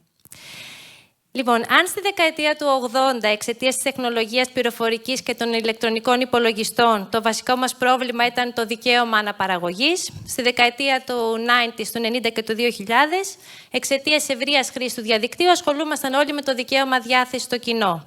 Σήμερα, στο 2020, το βασικό μας ζήτημα είναι το δικαίωμα δημιουργίας παράγωγων έργων. Σε κάθε μία από αυτές τις περιόδους έχουμε μια τεχνολογία η οποία πιέζει για νομοθετική αλλαγή, εισαγωγή, αποσαφήνιση κάποιου δικαιώματος ή και σταδιακή εισαγωγή εξαιρέσεων. Έτσι, στη δεκαετία του 1980, η εξαίρεση που μεσουρανούσε ήταν αυτή της ιδιωτικής αναπαραγωγής. Στη δεκαετία του 90 και του 2000 ήταν αυτό της φευγαλαίας αναπαραγωγής, όπως λέμε, και τέλος στη δεκαετία του 2020 έχουμε την text and data mining, εξόρυξη κειμένου και δεδομένων. Εάν ωστόσο κάτι που πρέπει να επισημάνουμε στη δεκαετία του 2020, που είναι σημαντικό, είναι αυτό της εισαγωγής θετικών δικαιωμάτων για το δημιουργό και το χρήστη και όχι απλώς εξαιρέσεων. Περνάμε από μια πιο δημιουργικοκεντρική προσέγγιση σε μια περισσότερο χριστοκεντρική. Στην πραγματικότητα, βέβαια, το δίκαιο πνευματικής ιδιοκτησίας παραμένει πάντα ένα δίκαιο μεσαζόντων.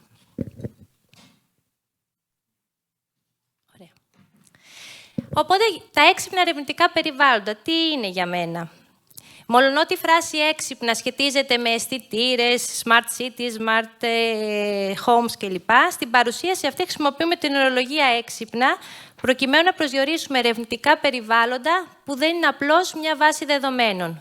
Είναι οικοσυστήματα όπου ερευνητές, βιβλιοθήκες και φορείς μοιράζονται δεδομένα σε πραγματικό χρόνο με ασφαλή και έξυπνο τρόπο.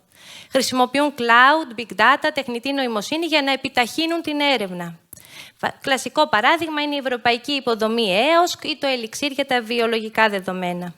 Στα περιβάλλοντα αυτά, η βασική πρόθεση κάθε συμμετέχοντος είναι να μεγιστοποιείται η ροή των δεδομένων και ενώ ταυτόχρονα παράγεται αξία. Προκειμένου ένας ερευνητής να παράξει την αξία αυτή, τι χρειάζεται? Τεχνολογική υποδομή και τα αντίστοιχα συμβατικά και αδειοδοτικά μοντέλα. Τα χαρακτηριστικά λοιπόν των έξυπνων ερευνητικών περιβαλλόντων είναι διαλειτουργικότητα, ασφάλεια και συμμόρφωση GDPR, διάφορες μεθόδους, συνεργασία ερευνητών χωρίς γεωγραφικούς περιορισμούς και ενσωμάτωση τεχνητής νοημοσύνης. Και έτσι, αν σκεφτούμε και το πραγματικό παράδειγμα, το EOSC, εκεί τι βλέπουμε, Fair Data Principles, άρα νομικά επαναχρησιμοποιήσιμα δεδομένα, ενιαίο πλαίσιο αδειοδότησης, τυποποιημένες άδειες, ευαίσθητα δεδομένα μέσω Data Use Agreements και διακυβέρνηση και Trust Framework που δημιουργεί διαφανείς και κοινά αποδεκτούς και λειτουργικούς τρόπους διαμοιρασμού. Συνοψίζοντας, η σύγχρονη χώρο δεδομένων, τα έξυπνα περιβάλλοντα έρευνα συνδυάζουν ανοιχτές άδειες, όπου γίνεται, συμβάσεις, όπου χρειάζεται και τεχνική υλοποίηση των πολιτικών σε επίπεδο μηχανής. Στόχος είναι ένα οικοσύστημα εμπιστοσύνης με προϋποθέσεις για κλίμακα και ταχύτητα στην επιστημονική έρευνα και κοινούς κανόνες που ενσωματώνονται σε πλατφόρμες, επιτρέποντας ένα έξυπνο περιβάλλον να διεκπεραιώνει αυτόματα τα αιτήματα. Και οι άδειες έτσι γίνονται έξυπνες, γιατί δεν είναι αναγνώσιμες μόνο από ανθρώπους, αλλά και από μηχανές. Οπότε να δούμε μοντέλα αδειοδότησης. Φυσικά δεν υπάρχει μόνο ένα. Είναι ένας πίνακας που έχω φτιάξει για να δούμε διάφορα είδη αδειών που υπάρχουν και ξεκινάμε να βλέπουμε σιγά σιγά ένα-ένα. Ανοιχτές άδειες. Creative Commons, CC BY, CC 0, διάφορα, κυρίως από βιβλιοθήκες για datasets, πανεπιστήμια, μουσεία. Ένα κλασικό παράδειγμα είναι το European Data Portal. Δεν είναι όλες οι άδειες με CC BY, αλλά αρκετές. Ή τα Open Data Commons, με κλασικό παράδειγμα το OpenStreetMap, που έχουμε άδεια ODBL. Οι ανοιχτές άδειες παρέχουν το εργαλείο της διαφάνειας και της αυτοματοποίησης. Εκεί μειώνεται η νομική τριβή, έχουμε μέγιστη επανεχρησιμοποίηση και ενθάρρυνση καινοτομίας, αμοιβαιότητα όπου χρειάζεται, κοινό λεξιλόγιο. Και έτσι έχουν υιοθετηθεί παγκοσμίως από όλα τα αποθετήρια, όπως το Zenodo ή όπως το OpenStreetMap. Πάμε στα Data Use Agreements ή συμβάσεις πρόσβασης. Το είδος αδειοδότησης χρησιμοποιείται ιδιαίτερα σε ιατρικά και κοινωνικά δεδομένα που υπάρχουν και πολλά θέματα GDPR. Παράδειγμα είναι το UK Biobank, μια μεγάλη υποδομή. Εκεί έχουμε εξατομικευμένες συμβάσεις που βέβαια σιγά σιγά προτυποποιούνται και παραδείγματος χάρη το template του UK Biobank είναι ένα 40σέλιδο, take it or leave it, δεν το αλλάζουν. Μετά έχουμε τις άδειες freemium ή tiered access, όπως λέμε, που είναι δεδομένα διαθέσιμα κατά βάση, αλλά αν θέλεις να πας σε πιο εμπορικές άδειες ή σε πιο raw data ή σε πιο εξειδικευμένα data, ξεκινάνε οι εμπορικές άδειες και χρειάζονται εξειδικευμένες συμβάσεις. Έτσι είναι και τα υβριδικά μοντέλα αδειοδότησης που μιλάμε για ad hoc όρους. Μετά έχουμε τα κονσόρσια διαμοιρασμού δεδομένων, τα data trusts ή τα data commons, είναι διαφορετικό. Στα main data trusts έχουμε έναν trustee, καταπίστευμα, που είναι διαχειριστής εμπιστοσύνης εκ μέρους μιας κοινότητας και έχουμε και τα data commons, που είναι μια κοινότητα που έχουν αποφασίσει να βάλουν συλλογικούς κανόνες διακυβέρνησης και μοιάζει πάρα πολύ με τα data trusts, απλώς δεν είναι ένας αυτός που βάζει τους κανόνες.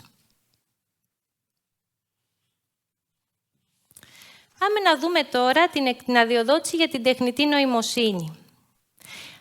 Πολύ κλασικό θα το πω αυτό. Για να κάνει text data mining και ένας υπολογιστής, πρέπει να κάνει αντίγραφα των έργων, να σκανάρει ένα βιβλίο. Αυτή η αντιγραφή είναι παραβίαση των δικαιωμάτων. Πώς μπορείς να κάνεις λοιπόν νόμιμο text data mining? Μέσω άδειας, πρώτον. Και είναι αυτό που συζητάμε. Μια άδεια π.χ. μια άδεια π.χ.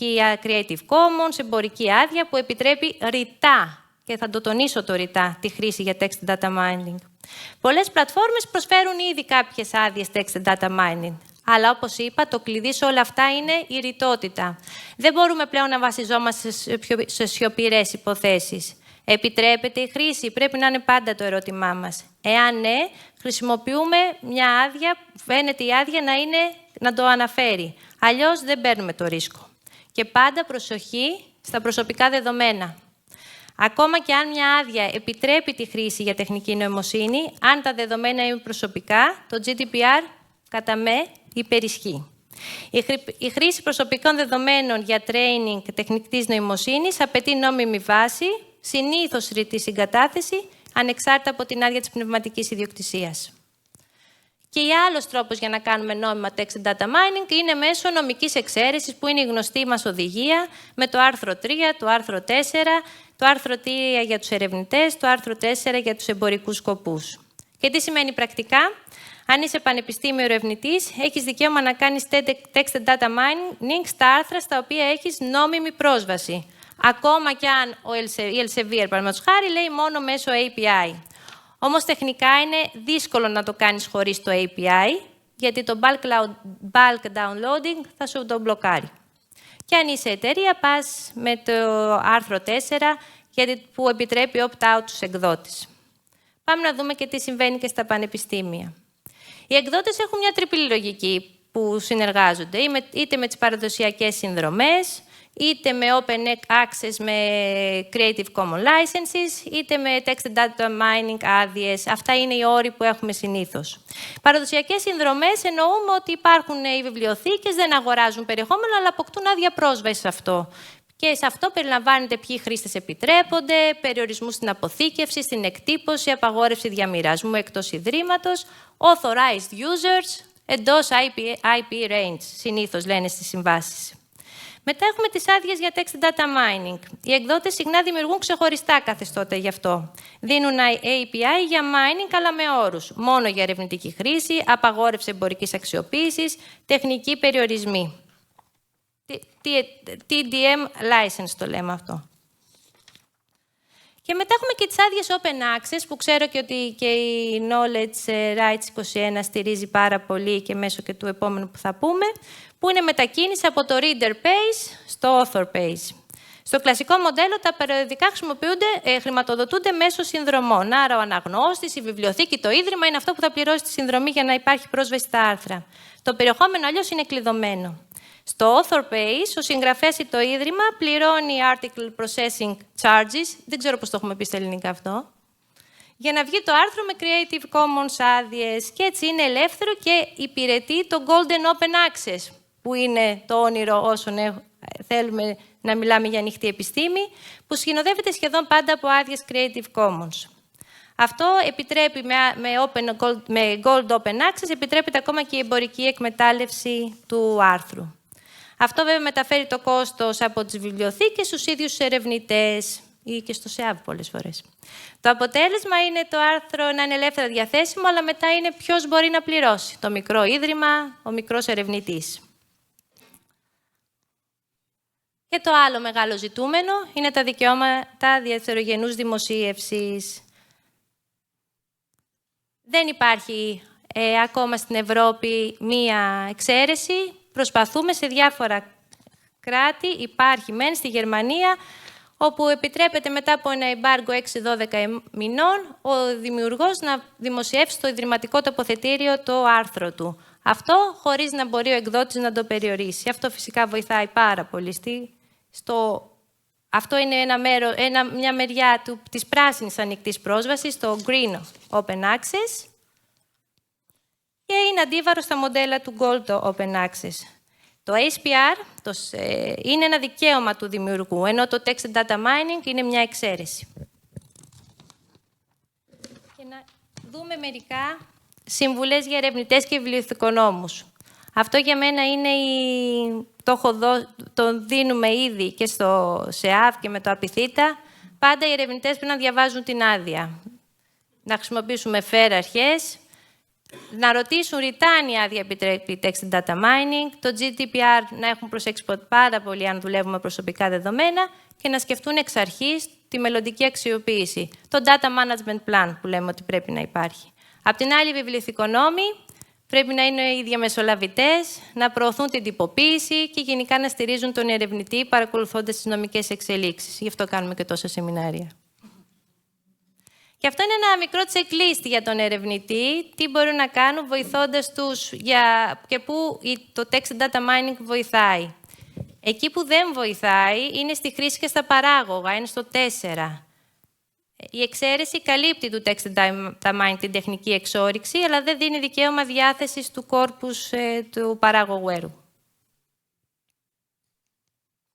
Συμπεράσματα. Η έρευνα πλέον είναι δεδομενοκεντρική. Εντοπίζουμε τις πλατφόρμες και τις υπηρεσίες που ενισχύουν την ανοιχτή επιστήμη. Οι άδειες, η αδειοδότηση είναι μόνο η αρχή. δεν είναι το μόνο που πρέπει να προσέχουμε. Πρέπει να προσέχουμε τους όρους χρήσης, τις πολιτικές τεχνητής νοημοσύνης σε ηθικό και νομικό επίπεδο, αλλά και τα προσωπικά δεδομένα. Επικεντρωνόμαστε σε κατανόηση της λειτουργίας και εφαρμογής των εξαιρέσεων, επιλογή και χρήση κατάλληλων αδειών, έξυπνη χρήση των second publishing rights και συλλογική διαπραγμάτευση με εκδότες. Οι συνολικές πολιτικές των οργανισμών, η οργάνωση της ροής πληροφορίας και η κατανόηση των ροών αξίας βρίσκονται σε μια διαρκή αναθεώρηση και είμαστε εδώ να τα παρακολουθούμε. Ευχαριστώ πολύ.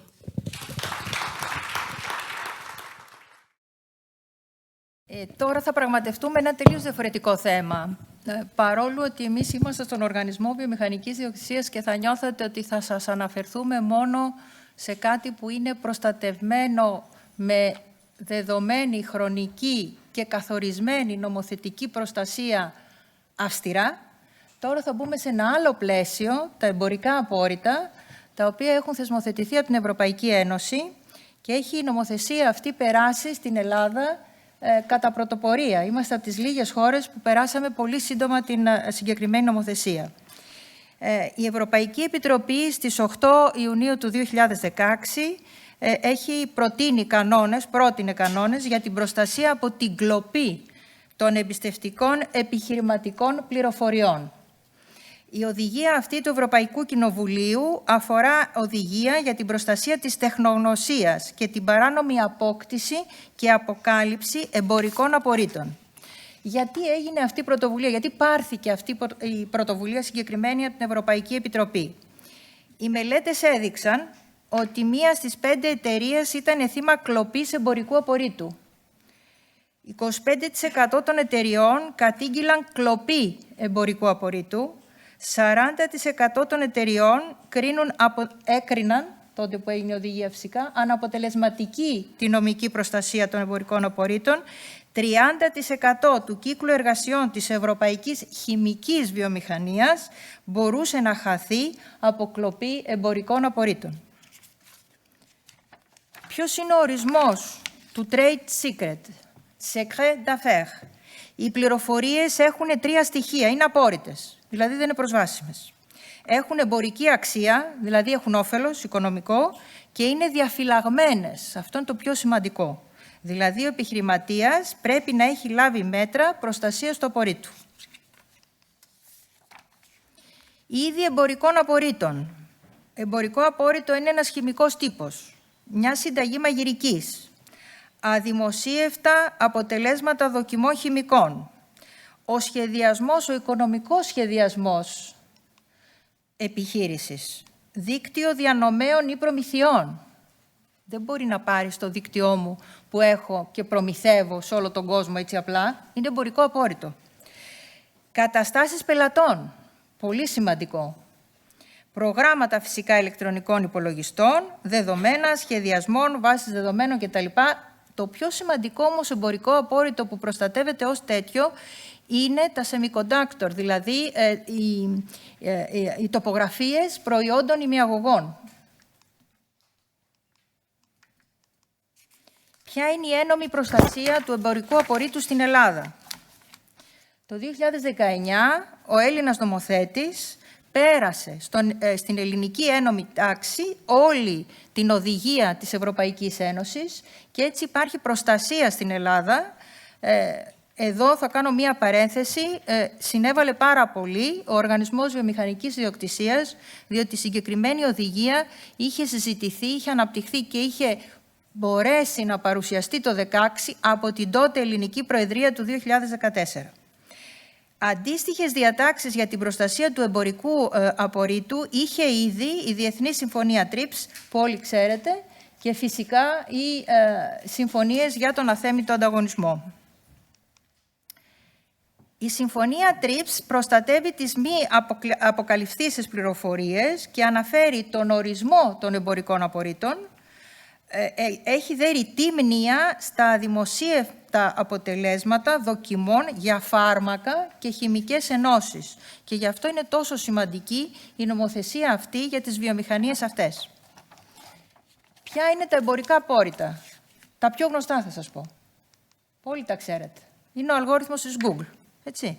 Οι ιδρυτές της ήταν 2 φοιτητές. οι οποίοι στο συγκεκριμένο στο Stanford University έκαναν τον αλγόριθμο, έχουν κρατήσει, το Πανεπιστήμιο κράτησε τα δικαιώματα και φυσικά αυτοί συνεχίζουν να έχουν τα έσοδα από το συγκεκριμένο αλγόριθμο. Άλλο εμπορικό απόρριτο, η γνωστή σε όλους σας συνταγή KFC, τα κοτοπουλάκια, τα οποία είναι καρικευμένα με κάποια μπαχαρικά κτλ. Και αυτό είναι κλειδωμένη συνταγή, όπως βλέπετε εδώ, με 2 διαφορετικές ηλεκτρονικές κλειδαριές, τις οποίες έχουν πρόσβαση μόνο 2 στελέχη της εταιρείας. Αυτό εδώ που ίσως όλοι σας έχετε χρησιμοποιήσει είναι για τη σκουριά, το WD-40. Και αυτό που έχει αντίσταση στο νερό κτλ. Και είναι πολύ διαδεδομένο στις κατασκευαστικές. Και αυτό είναι χημική ένωση, η οποία προστατεύεται με εμπορικό απόρριτο. Ποια άλλο απόρριτο έχουμε στη βιομηχανία? Η διαδικασία παραγωγής των ελαστικών Michelin της Γαλλίας είναι γνωστή ότι προστατεύεται με εμπορικό απόρριτο. Η πολιτική της εταιρείας είναι να καταθέτει ελάχιστα διπλώματα ευρεσιτεχνίας σε σχέση με τη δραστηριότητά της, που στην ουσία χρηματοδοτεί πάνω από 4.000 ερευνητές. Σε μία δίκη το 10 με την Clermont-Ferrand καταδικάστηκε ο πρώην υπάλληλος της Michelin, γιατί ενώ δεν έπρεπε αποκάλυψε τα σχετικά απόρριτα. Φυσικά τελειώνω με το πιο σημαντικό σε όλους μας και το πιο γνωστό, το οποίο είναι η συνταγή της Coca-Cola. Φυσικά δεν είναι γνωστή, δεν έχει αλλάξει εδώ και πάρα πολλά χρόνια και θα ήθελα να δούμε το βίντεο. Σας ετοίμασε... Καμιά φορά στον Οργανισμό Βιομηχανικής Εργασίας μας ρωτάνε και τι να κάνω, να κρατήσω αυτό που έχω βρει απόρριτο ή να το βάλω στη διαδικασία πατέντας. Η απάντησή μου είναι, δες το βίντεο να καταλάβεις τι εστί Coca-Cola. Αν έχεις κάτι εισάξιο και τόσο δυνατό, όπως είναι της Coca-Cola, κράτησέ το. Η συμβουλή μας όμως πάντοτε είναι, ακολουθήστε την νόμιμη διαδικασία βιομηχανικής ιδιοκτησίας, δηλαδή δίπλωμα ευρεσιτεχνίας, υπόδειγμα χρησιμότητας, σχέδιο ή υπόδειγμα με design, trademark κτλ. Έχει ήχο. Θα μπορέσετε να βάλετε τον ήχο? Ευχαριστώ.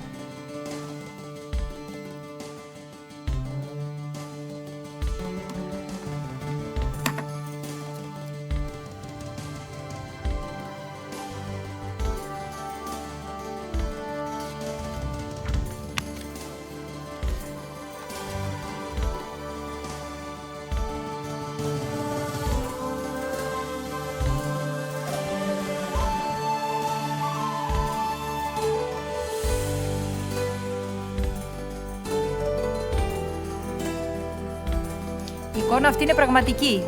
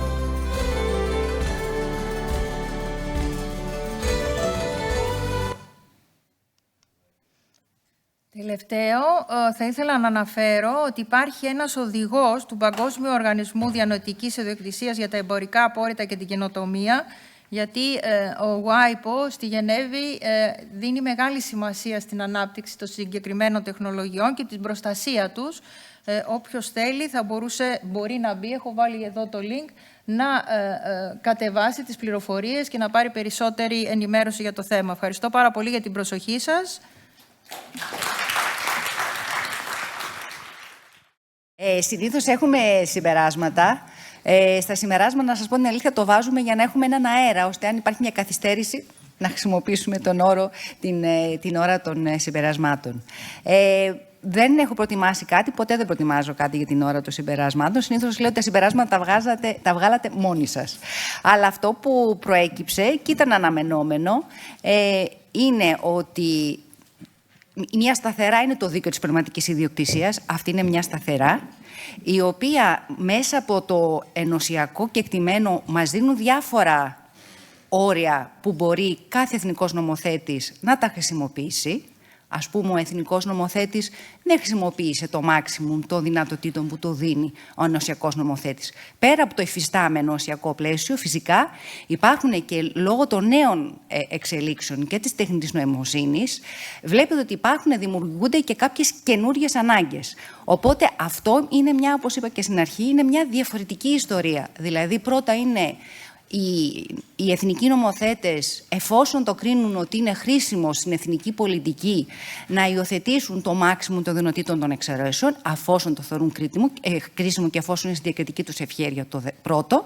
Και το δεύτερο είναι, εφόσον πια ο ενωσιακός νομοθέτης κρίνει ότι το υφιστάμενο πλαίσιο δεν είναι αρκετό για να ρυθμίσει το ζήτημα της έρευνας, ότι θα πρέπει να υπάρξει μια νέα ρύθμιση. Είναι δύο διαφορετικά πράγματα. Εμείς συζητήσαμε εδώ σήμερα και τα δύο, ίσως κυρίως βασικά όσο έχει να κάνει με το ενωσιακό κεκτημένο και τη ενωσιακή ρύθμιση, γιατί στο επίπεδο της εθνικής νομοθεσίας, όπως είπαμε, είναι λίγο περιορισμένες οι εξαιρέσεις και οι δυνατότητες που δίνονται στη έρευνα. Παρ' όλα αυτά υπάρχουν και ιδιαίτερα ούτως ή άλλως λόγω των υποχρεωτικών εξαιρέσεων για την εξόρυξη κειμένων και δεδομένων.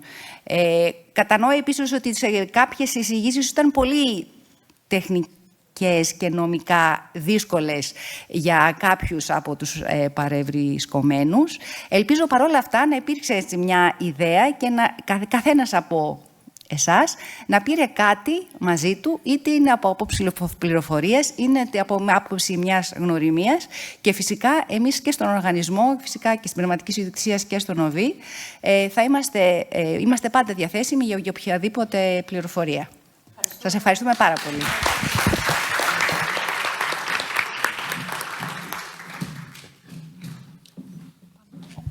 Να ευχαριστήσω και εγώ από τη μεριά μου, εκ μέρους του Knowledge Right 21, όσους κάτσατε τόσο αργά, μια γεμάτη μέρα με πολλές πληροφορίες, πραγματικά μεταξύ διαφορετικών ειδικοτήτων δεν υπάρχει πολλές φορές κοινή γλώσσα.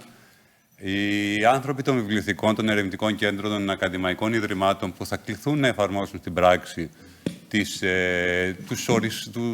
τις πρόνοιες των νόμων της πνευματικής ιδιοκτησίας, πολλές φορές δεν κατανοούν όλες αυτές τις λεπτομέρειες, άρα είναι κρίσιμο και χρήσιμο να υπάρχουν αυτές οι συζητήσεις, ακόμα και αν δίνουμε διαφορετικούς ορισμούς και δεν κατανοούμε μεταξύ μας ότι δίνουμε διαφορετικό ορισμό σε αυτό που συζητάμε.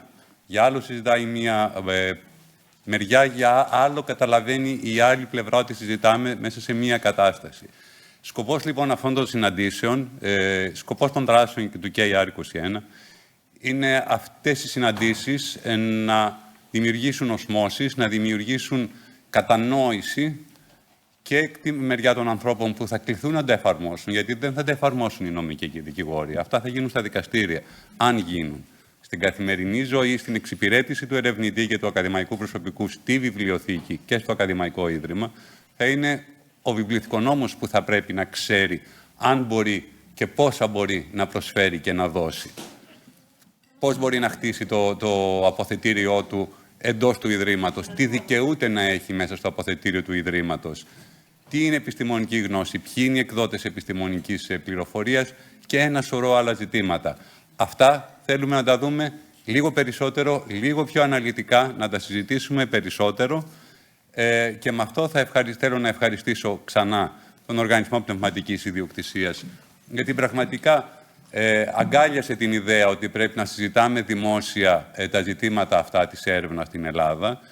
Τους άλλους δύο εταίρους που ήρθαν μαζί μας σε αυτή την κουβέντα, τον ΟΣΔΕΛ και τον ΟΒΗ, να σας ευχαριστήσω πολύ και να σας καλέσουμε στο κοκτέιλ που θα παραθέσει το Internet Archive Europe, ακριβώς από πάνω, για να γιορτάσει τα 3 δισεκατομμύρια σελίδες αποθηκευμένες. Σας ευχαριστώ πολύ.